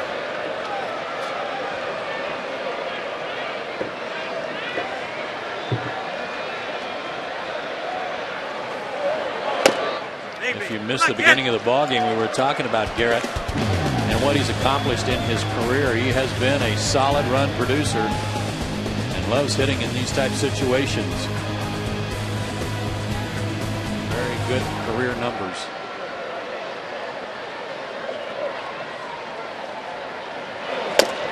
Good grip.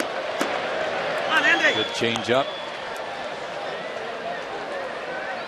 That walk, the first of the night for Livan, and his 2 strikeouts back-to-back that you mentioned, Chip, were his first strikeouts of the night. So he's been around the plate, but he's been ahead in the count where he can kind of force the hitters to expand their strike zone a little bit and chase his pitches. 1 ball, 2 strikes.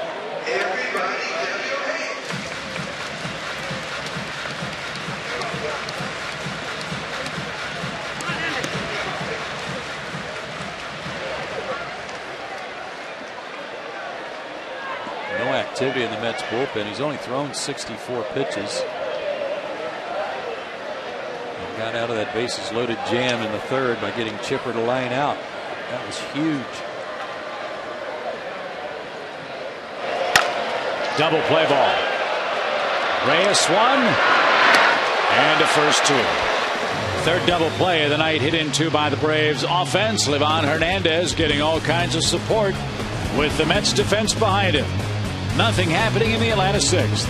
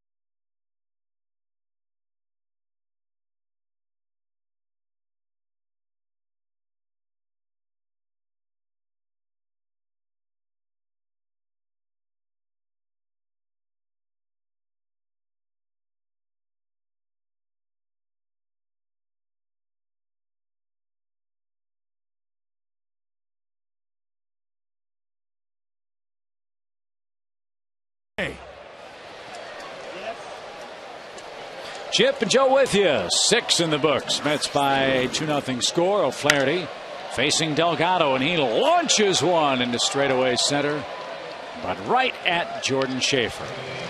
Flaherty's come in and gotten a lot of easy outs. Yeah, second time in 3 days, or I should say second outing out of his last 3 where he's worked more than 1 inning. David Wright, the batter.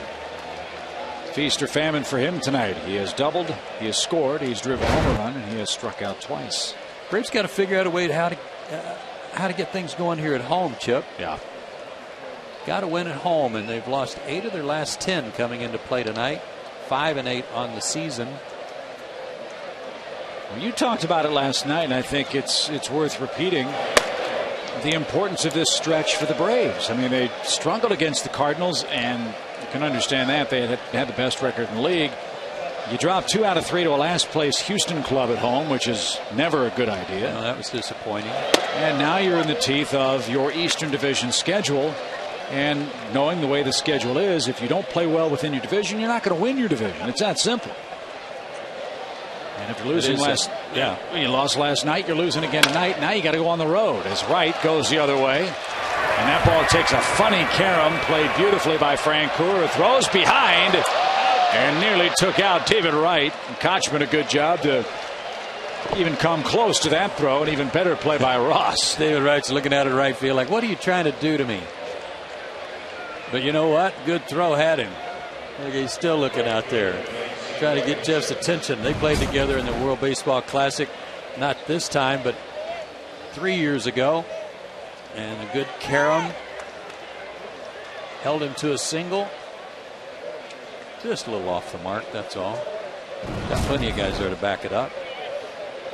So Wright has a 2-hit game. Here's Ryan Church.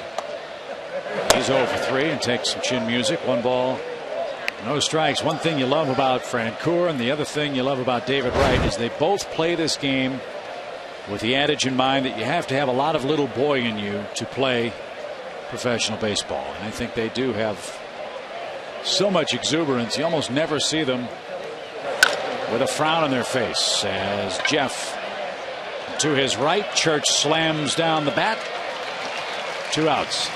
Let's go back to what you were mentioning a minute ago, and with respect to playing these teams within your own division, especially the teams that you figure are going to vie for the top spot in the East, Florida, the Phillies, and these Mets.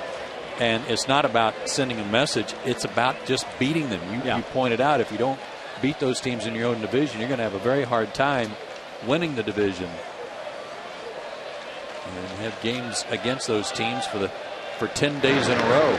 Well, and let's be honest too, you can struggle within your division and still win it, but every game you lose inside the division means you probably have to win 2 outside of division play. It's tightly bunched, and that loss last night dropped the Braves to 4th out of those 4 teams.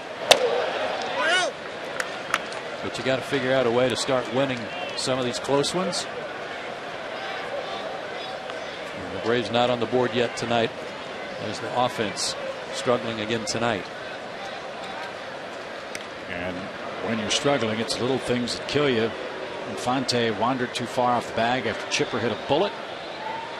And Atlanta's hit the 3 double plays tonight, which has killed their opportunities to score. No balls and a strike to Castro, who has a 3-hit game going tonight.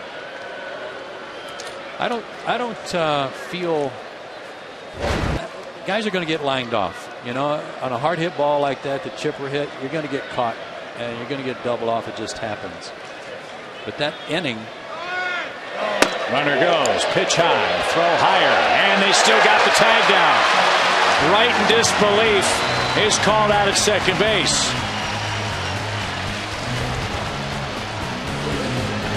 He is thrown out for the 4th time. Did the Braves get him? From that angle, looked like they did. Good tag by Infante. 7th inning stretch at Turner Field.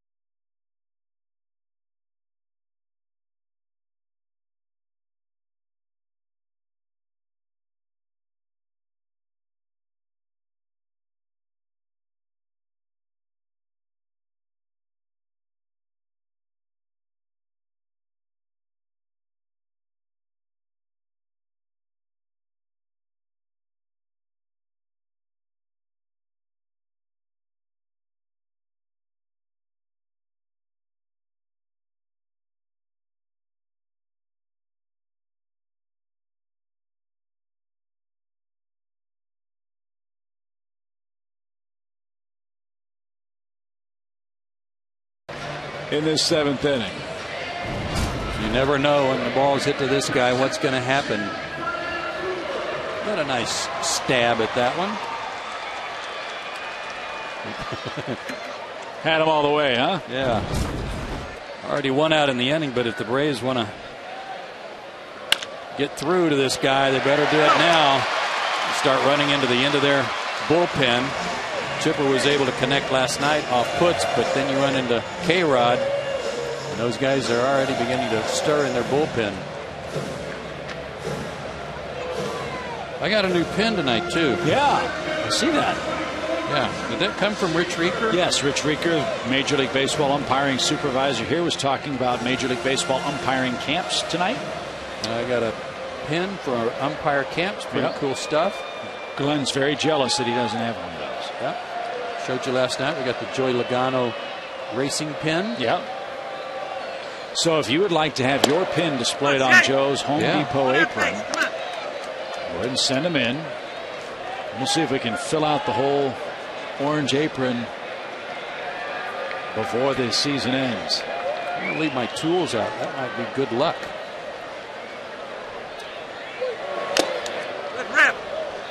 One of the things they were talking about with respect to Jordan Schaefer's struggles today when they were talking about this extra work they put in was him taking his shoulder and really diving into the plate.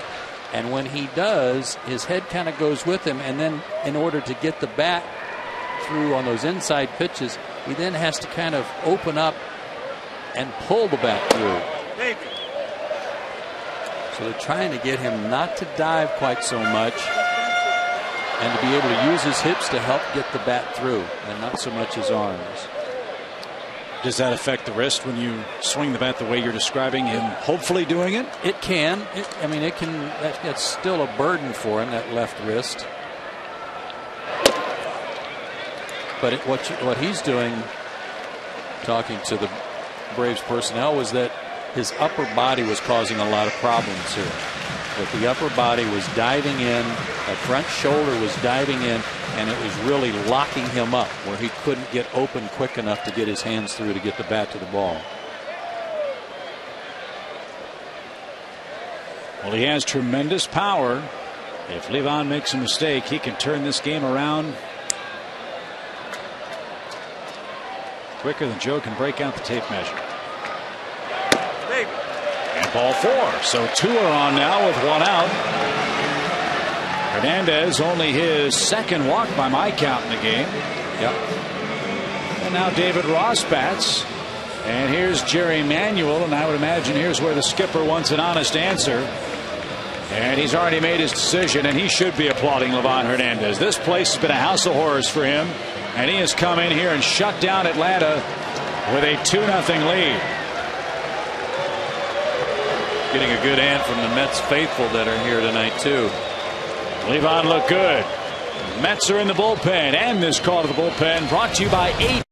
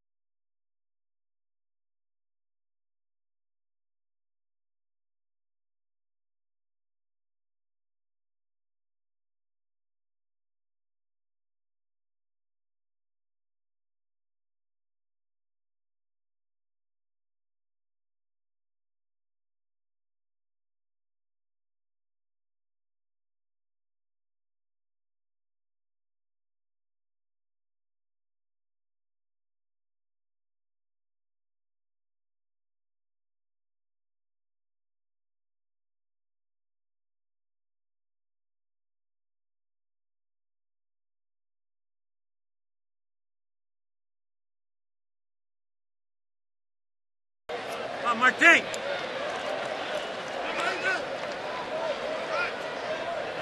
Front.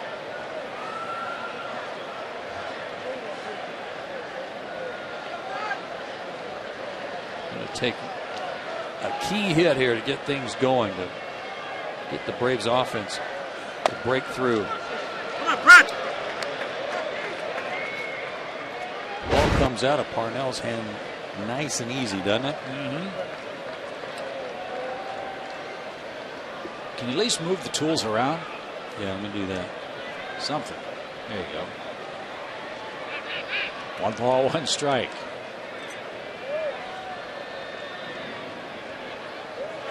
Baby. That worked. Try it again. 2-1. Castro wasn't even sure he caught that ball. Just checking his web. Make sure he didn't break it. Well, he's gotten looser with each pitch. That one in 98. Can't coach that. No, or teach that, I guess. A better way of putting it. Pedro Feliciano, a left-hander up in the Mets pen. He may see some time tonight. 2 balls and a strike. Prado takes low. Ball 3, 3-1. Parnell from not too far away in Salisbury, North Carolina. Went to Charleston Southern. Lefty specialist Pedro Feliciano ready if needed. Line base hit. That'll get the job done. Frenchie will score. Schaefer around. He is going to be stopped. They're at second and third. Braves are on the board. A pinch hit from Prado. We've said it before, Chip, that no matter how hard you throw in the big leagues, you get hitters into hitters counts. They're going to turn on your fastball. They're going to connect. And this was a nice play by Murphy out there on the warning track to the backhand. If he doesn't come up with that ball cleanly, Schaefer scores. And did you notice, did Reyes come out far to help him with that throw? You bet he did. He did. And he was ready to fire to the plate. As Dan Warthen now out to talk it over with Parnell. He blew away Greg Norton, but fell behind Prado, and he had a rope into the corner. We just felt like with the way their bullpen's been working and the way it's set up, Chip, that you had to get some action going this inning. Yep. And they got it started against Livan Hernandez, and what a clutch piece of hitting by Martin Prado to come through. We showed you that he was 2 for 5, I think, as a pinch hitter with runners in scoring position, so good for him. Charged that run to Hernandez. Schaefer, the man at third, also his responsibility. And now Omar Infante bats with a 1 for 3 night. Finally some excitement for the Braves offense in this game.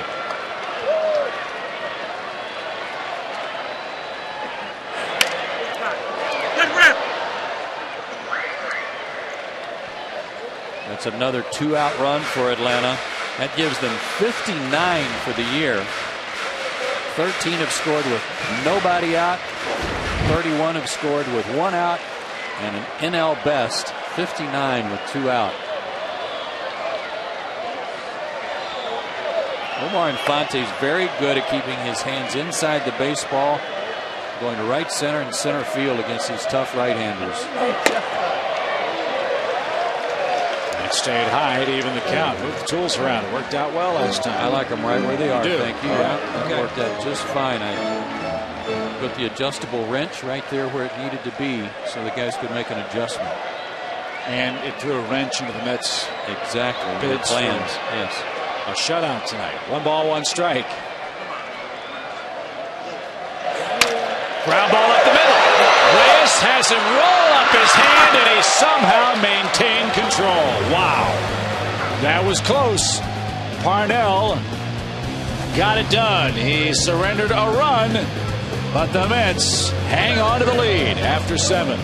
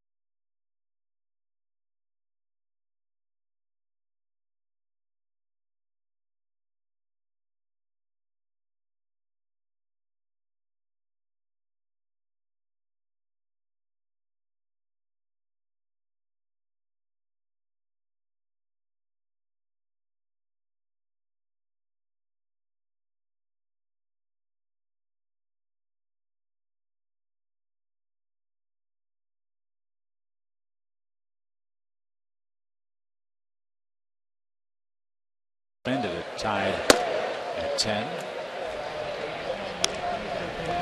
See the scores at the bottom of your screen. The Phillies are beating the Cardinals and doing that without Chase Utley tonight. Bruised foot has him sidelined.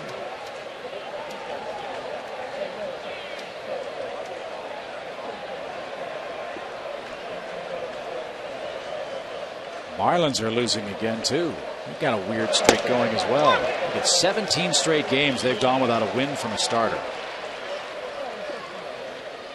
That would have to date back to the series against Atlanta. Anibal Sanchez was the last guy that won in rotation for him. Braves will see him on Thursday. There's a strike, by the way, as a former outfielder. Your reaction when you saw the highlights of Rick Ankiel's collision?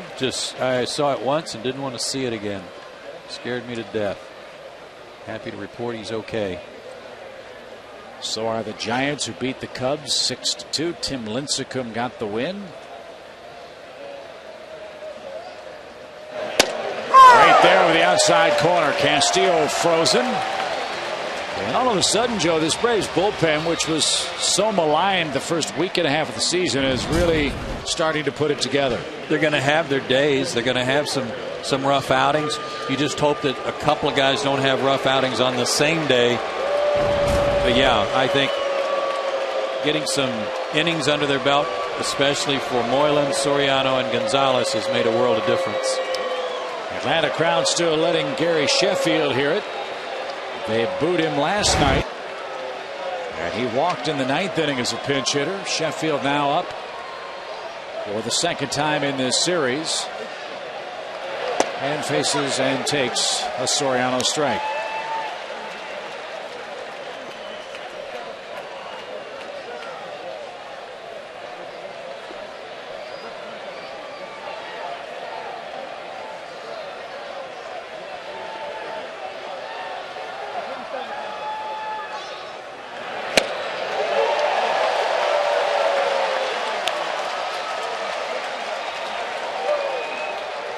Sitting on 500 home runs. 30 years ago, that was an automatic ticket to Cooperstown. Soriano, not only is he throwing hard tonight, he's pinpoint with his control.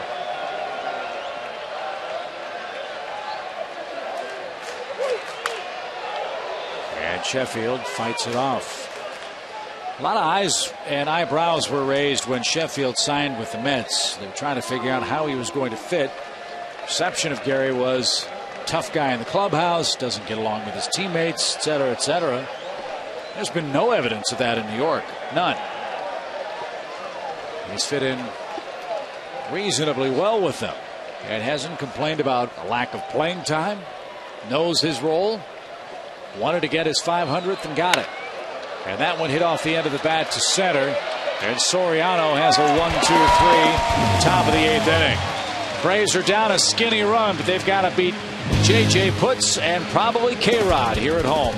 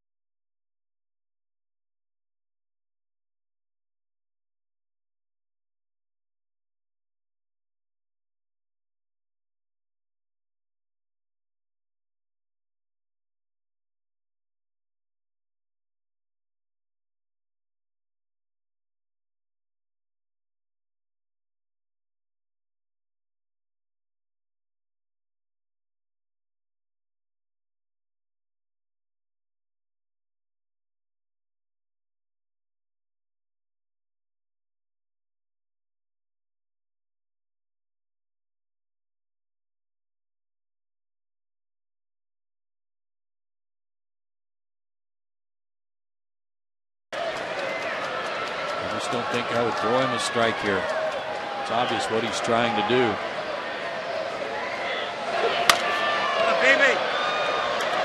Into the upper tank foul. Full count remains to Chipper Jones.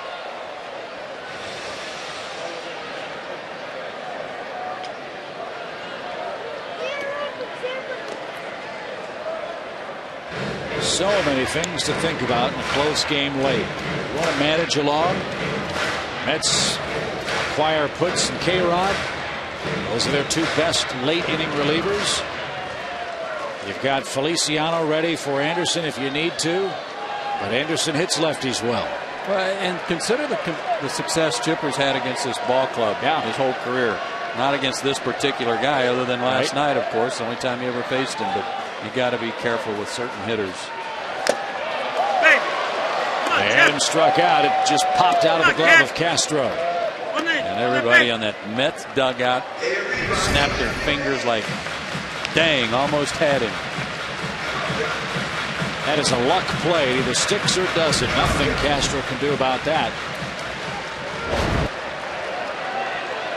Chipper said before, hitting home runs is not about swinging hard. It's about timing.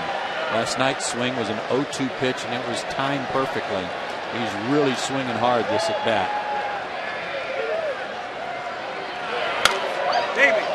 This is a terrific at bat for him. I said this about it, and he was kidding me before the game. He said, I heard that you were saying I had a good round of batting practice yesterday. I wish that translated to the game. And I said, yeah, but what I noticed was aggressive swings and balls flying into the seats that I hadn't seen when you were nursing that sore thumb. So it must be feeling better. And he said, yes, it is. And you can tell by these swings.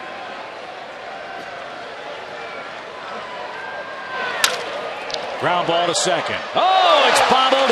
Castillo boots it.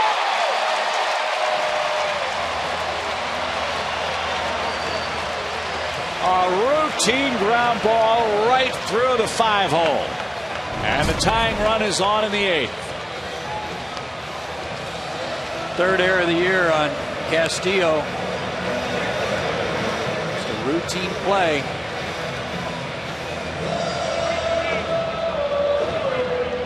And so Jerry Manuel, it appears now, will let Putz face Anderson, despite the fact Garrett 4 for 11 against him, and a whole lot of pitches seen. You want to manage? Yeah, this is terrific right here for the Braves. Garrett having seen him so much. And he pops it up into shallow center. In comes Beltran. He's a Gold Glover. And Anderson 0 for 4. And another AL West matchup looming for Putz. Casey Kochman, the batter. And it's funny because he had the left-hander up, Feliciano, who is still on the mound in the bullpen. But a manager has to go with his gut sometimes. And J.J. Putz was brought here to pitch the 8th inning. Yeah. And set up K-Rod. And that's what his manager's letting him do. They paid Putz a lot of money to come here and be in this role, and he wasn't going to take him out just based on his gut feel. Yeah, and I think that's a prime example of how you can't manage and worry about being second guessed, because you know if Anderson had parked one right there, every newspaper in New York would have said, why didn't you bring in Feliciano to face him? Right. Can't manage that way. Here's Kochman. We've said it before so many times. I know you're not a big money ball aficionado, not a big numbers guy, nor am I. At the end of the day, Joe Torre said it very well. The game has a heartbeat. It's not about raw numbers. And Manuel has gone with his gut to this point, and so far Putz has rewarded him. No balls and a strike. Keep an eye on Chipper here with 2 out. Only because, and Putz has been a closer, but a lot of times closers don't have good moves to the plate. I mean, to first base, and they're slow to the plate. They hate altering their delivery because there's a runner on, and because of that, a guy can get a good lead and a good jump, and maybe steal his way into scoring position as the time run. Castro, though, a tough man against whom to run. He has thrown out 4 of 6 would-be base stealers. No movement at first. And the pitch low to Kochman. Chipper's 22 for 25 in stolen bases the last 5 years. Doesn't steal as many as he once did, but he picks good times. This would be a good time. It would. But he's got to get a good lead. And he's got to read puts right. Slow hit ground ball. Castillo stays down, and the inning comes to a close. No trouble. Castillo throwing his glove down. Trying to exercise the leather. Wow. Ninth inning, 1-run game.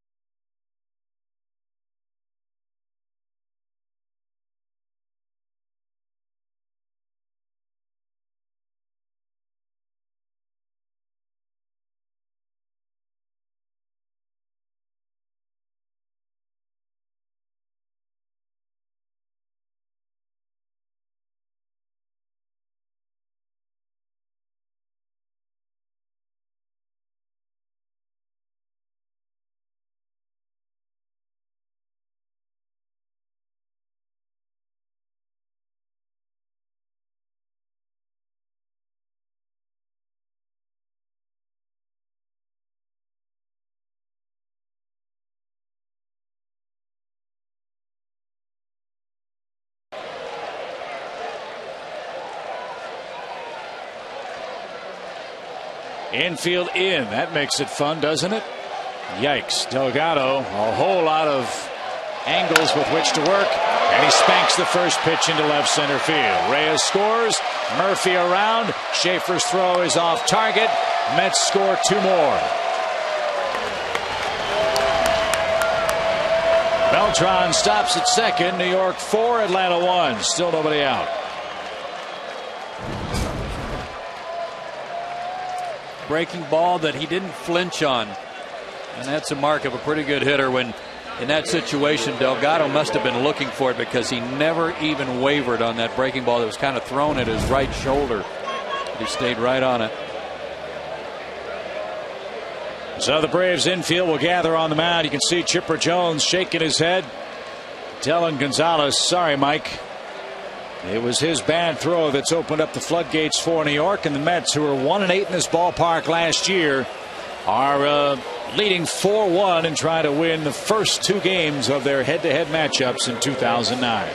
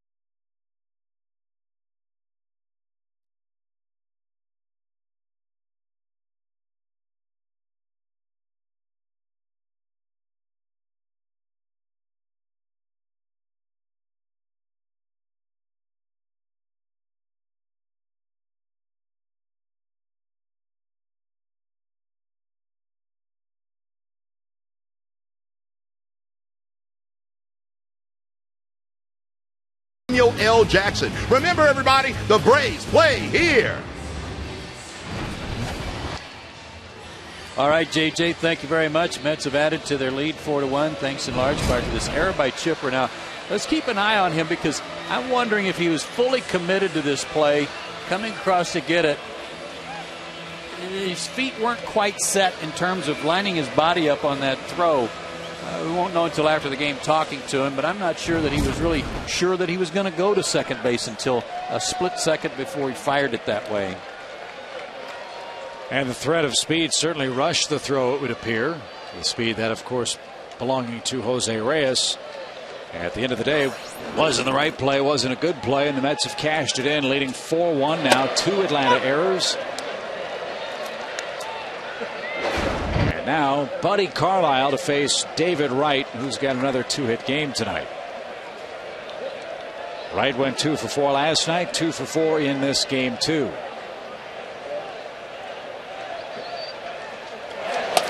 Buddy was on the mound when Chipper made that error Saturday and suffered the loss to Houston. He worked 3 innings though after the rain delay, 4 hits, only 1 earned run, no walks, 2 strikeouts.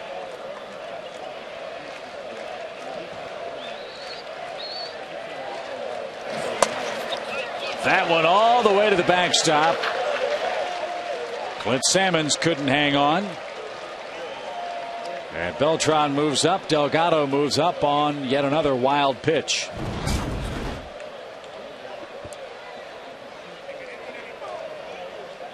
And well off the mark. Clint trying to backhand that ball, but couldn't flag it down. So Kawakami unleashed a wild pitch. Now Carlisle one. Infield has to play in for Wright, who takes a strike for a 2-2 count. Reds just beat the Marlins 7-0. In fact, they 3-hit them. So if the Phillies win tonight, they'll be in first place. Is that Arroyo tonight? Is that Red's pitching staff? That starting staff's pretty sharp. Volquez, Volstad. Okay. And it's, I think, 17 games in a row now for Florida without a win from a starter. Remember, they started 11-1. Florida's now 15-12. Wright pops it our way and foul. Cincinnati now 14-12 on the year and 10-5 on the road.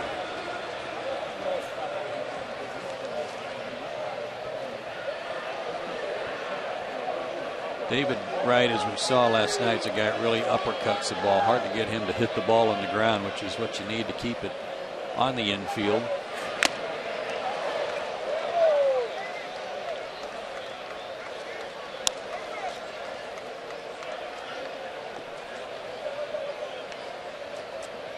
He's thinking fly ball at the least to get that runner in from third base. And he's just 2 out of 6 on the year getting that runner in from third in less than 2 outs. You'd think he would be better.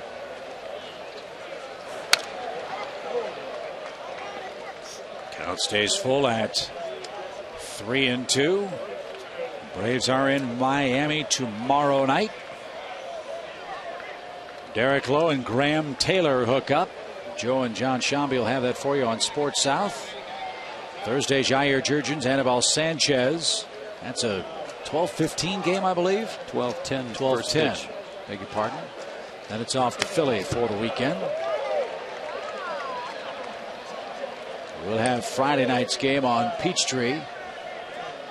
Jojo Reyes, Cole Hamels from Citizens Bank Ballpark. Vasquez Blanton on Saturday. Kawakami Brett Myers on Sunday. That'll be a Sunday MLB on TBS spectacular from Philadelphia. And a high pop up into shallow right. Francoeur will gather it. Beltran at third. Tags, goes halfway and no further. Wright again fails to deliver an RBI in this 9th inning.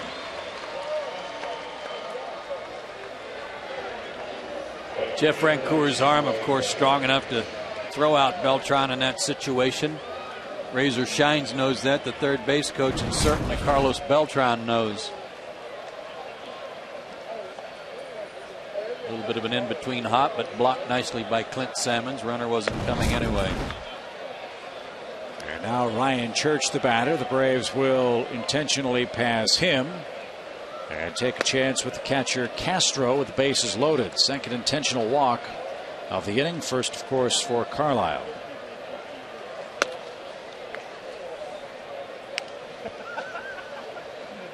Going back to that last fly ball, too, if that were a run that meant something in this game, if it was the go-ahead run or tying run, I'm quite certain that the Mets would try to score it. They'd send Beltran. He runs very well, as we know. But when you're already up by 3 in the 9th and your best player and the league's leading hitter is the guy tagging up and might have a play at the plate, not a bad idea to think, you know what? We don't need this run that bad. Well, especially with the man they have loosening up in the bullpen, and that's K-Rod. If that run scores, you've got to pitch K-Rod because he's been warming up this entire inning, but all of a sudden he's not pitching for a save situation because the lead's too big. Yeah, but I'm just thinking about Beltran. Don't get him hurt. Don't get him hurt. Yeah. Why run the risk when you're already up by 3 of sending your best player in there to have a possible collision with the catcher? And I agree with you, and I think that's part of it too. But how many times have we seen closers come in non-save situations, and for whatever reason their stuff just isn't as sharp? I mean, Mike Gonzalez came in tonight trailing in the game. Broken bat single, error, intentional walk, then a hit to Delgado with the infield in. It's a different game. Yep. It's a different game for those guys. And for the Mets, who've lost games in just about every conceivable fashion in this ballpark, why, as you said, take anything to chance? And I don't even know if that entered into their thought process. It would enter into mine, and I'm quite certain, again, that if that run meant something, it would be a different attitude. Right.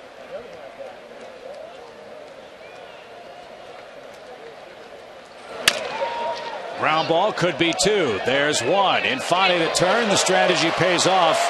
Buddy Carlisle, as he seems to do so often, underappreciated, gets the double play and turns it over to the Atlanta offense, down 4-1 in the bottom of the 9th.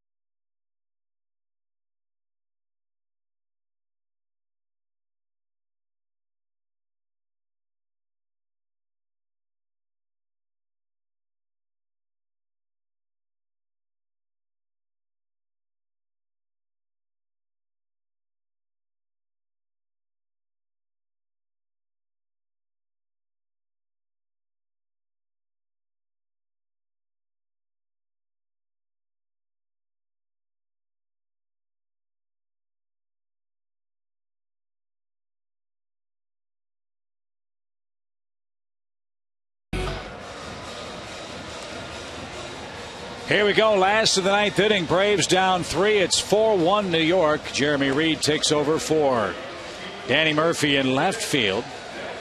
And on to close it out. If there is such a thing in baseball as having an easy save, this is the easiest you can have. A 3-run lead for K-Rod, who's perfect so far this year. Picked up a save last night in a 6-4 Mets win. Struck out the first 2 batters he faced before Kelly Johnson flied out. 6 for 6 in saves this year. Last year he did blow 7. Set a major league record with 62 saves, but hey, he blew 7, so he's 62 for 69. Hasn't blown one yet this year. Not yet. Now's the time. Yes. Frank Coor greets him first. K-Rod trying to extend the Braves' losing streak to 4. And if you look back and see where the Braves were this time last year, remember the season started about a week later than it did last year. After 25 games, the Braves were 12-13 last year and only 3 games out. If they fall here, they'll go to 11-15. Fly ball center field. That's playable. Beltran's got it. And they were 12-14 after 26. So Braves have almost the same record, and they'll be about the same number of games out. 3, 3.5, 4. But the hard part is, as you mentioned, partner, not taking advantage of this home portion of the schedule against the Cardinals, the Astros, and now the Mets. Got to play better at home. They would fall to 5-9 if they can't rally here.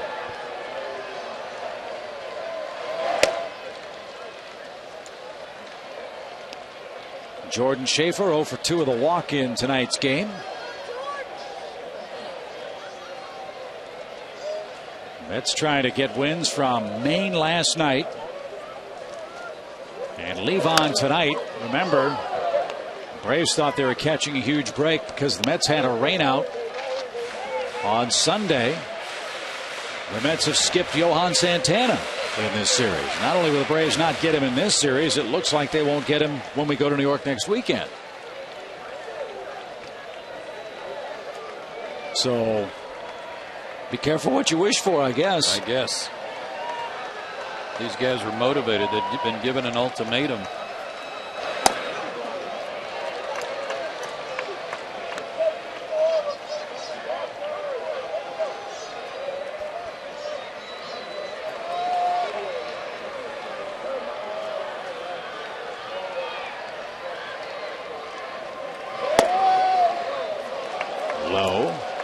Good eye by Schaefer. Jordan has a ton of walks this year. He's walked 19 times. Some of that because he's hitting right in front of the pitcher and they pitch around him. But he's shown a respectable eye. And he's late with a 92-mile-an-hour fastball for a full count with 1 out, bases clear. Rodriguez has walked 5 in 10 innings too. He has 5 career blown saves where he's been given a lead of 3 runs or more. Another strikeout. 2 outs, 9th inning. Kelly Johnson, the last Atlanta hope.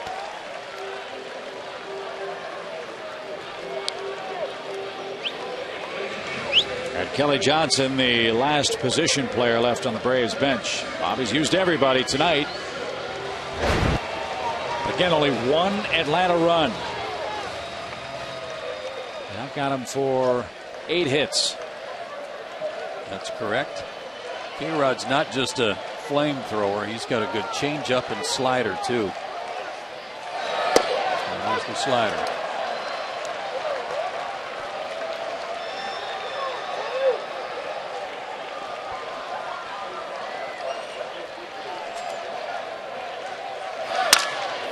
Line drive, base hit. That bat goes down a hero.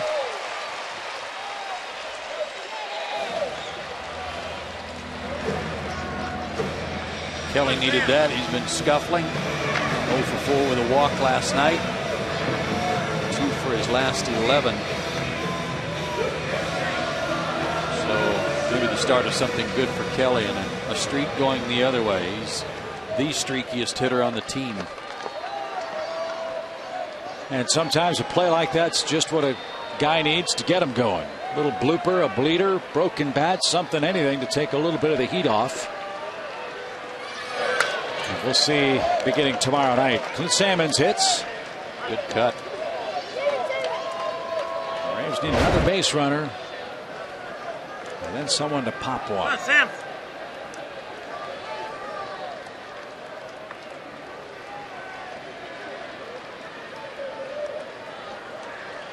Kelly takes off. The Mets could care less. 0-2. I would think that's defensive indifference.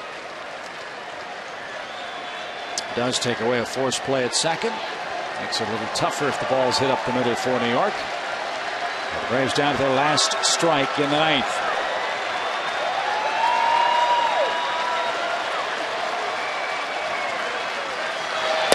Baby, come on, Sam.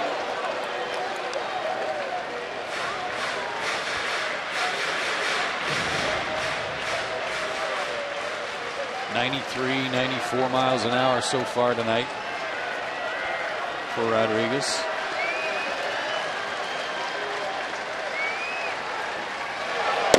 Baby, no. Did not go after that slider.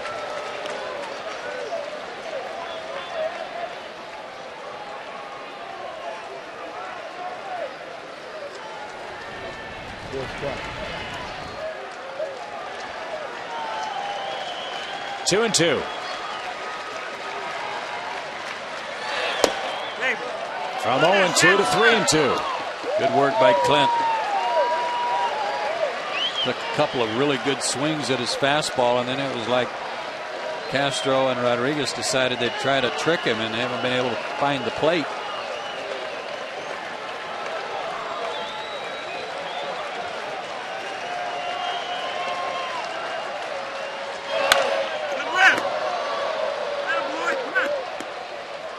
Real impressive at bat. Yeah, he's having some good hacks at him. Seeing the ball well out of his hand and getting the bat extended.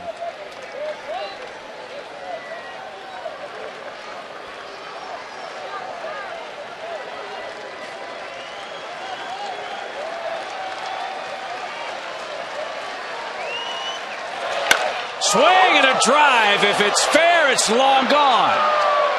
Woo. Smoked, but fouled into the bullpen. Telling you, folks, he's getting some extension, and he's on that fastball. K-Rod better think of something else. Come on, That fastball was up and in, too. What a good swing Clint put on that. Wow.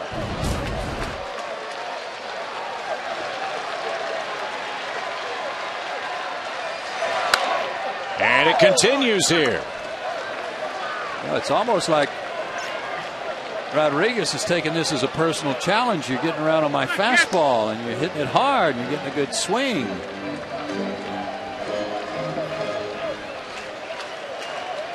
Not winning the battle, and he keeps trying to throw it by him.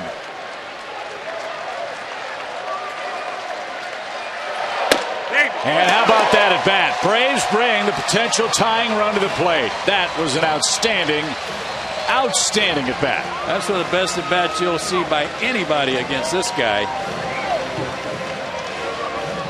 And he went after him very aggressively from the first pitch of that at bat on, by taking some good hacks at it.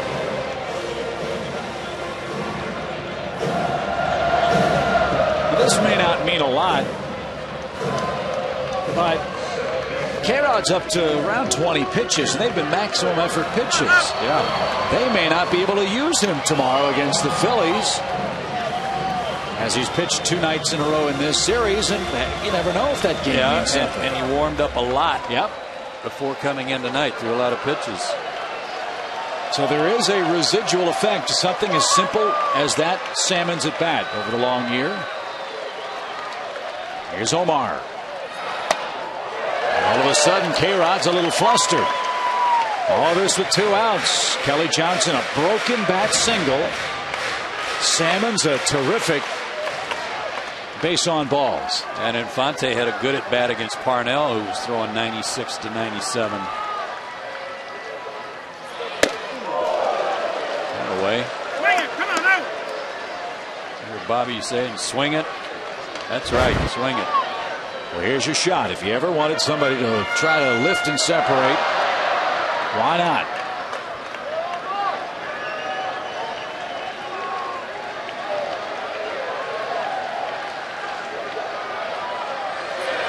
Baby, come on. He's not throwing the breaking stuff for strikes, Chip, and that gets through the batting order. That goes through everybody's thought process right away. I haven't seen him throw a breaking ball for a strike, I don't think, since the very first one to Kelly to start his at bat. Well, what did you say? Doesn't matter how hard you throw, if they know it's coming. Big league hitters can time that pitch. And the key here, 2-1, is that you don't have to. You just look fastball. If he throws a breaking ball, don't swing at it. Popped up. Delgado at first. He dropped the ball! A run is in. Delgado one-handed, and the Braves are still alive. How about that?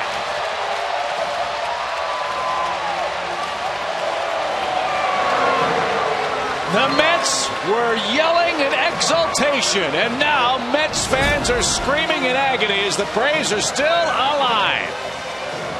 Before that ball ever came down, Chip, Ramon Castro had his helmet turned around and was telling John Hirschbeck, nice job tonight, complimenting the home plate umpire. Little did he know that the game wasn't over. He said he wasn't the most nimble of first basemen. 2 hands might have been a good idea.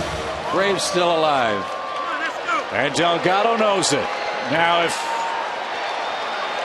you want to send a dagger through the heart of the Big Apple, if Escobar can get on or launch one, woohoo! Line drive! 1-run game! Here comes Chipper to the plate.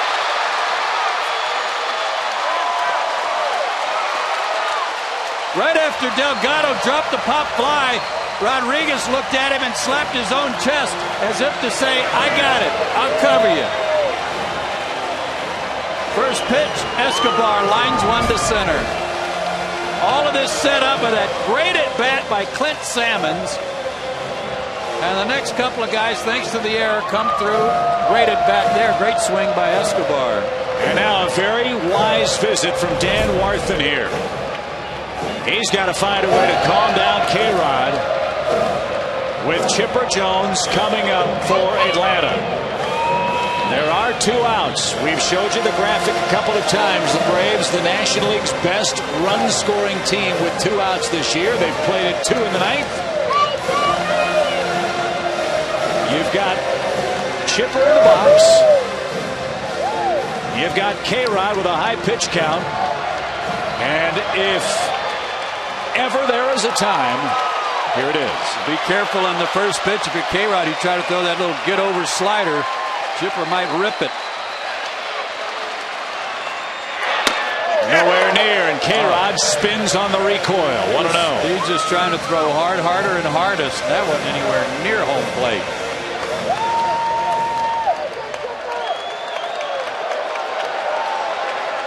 One ball, no strikes.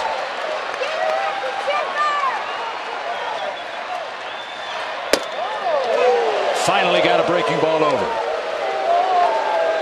I think that was a good call by Castro, just to try to get him to throw something other than the fastball because of the way he's spinning around out there. Might double up on it. 1-1 pitch. In the dirt, that was the change.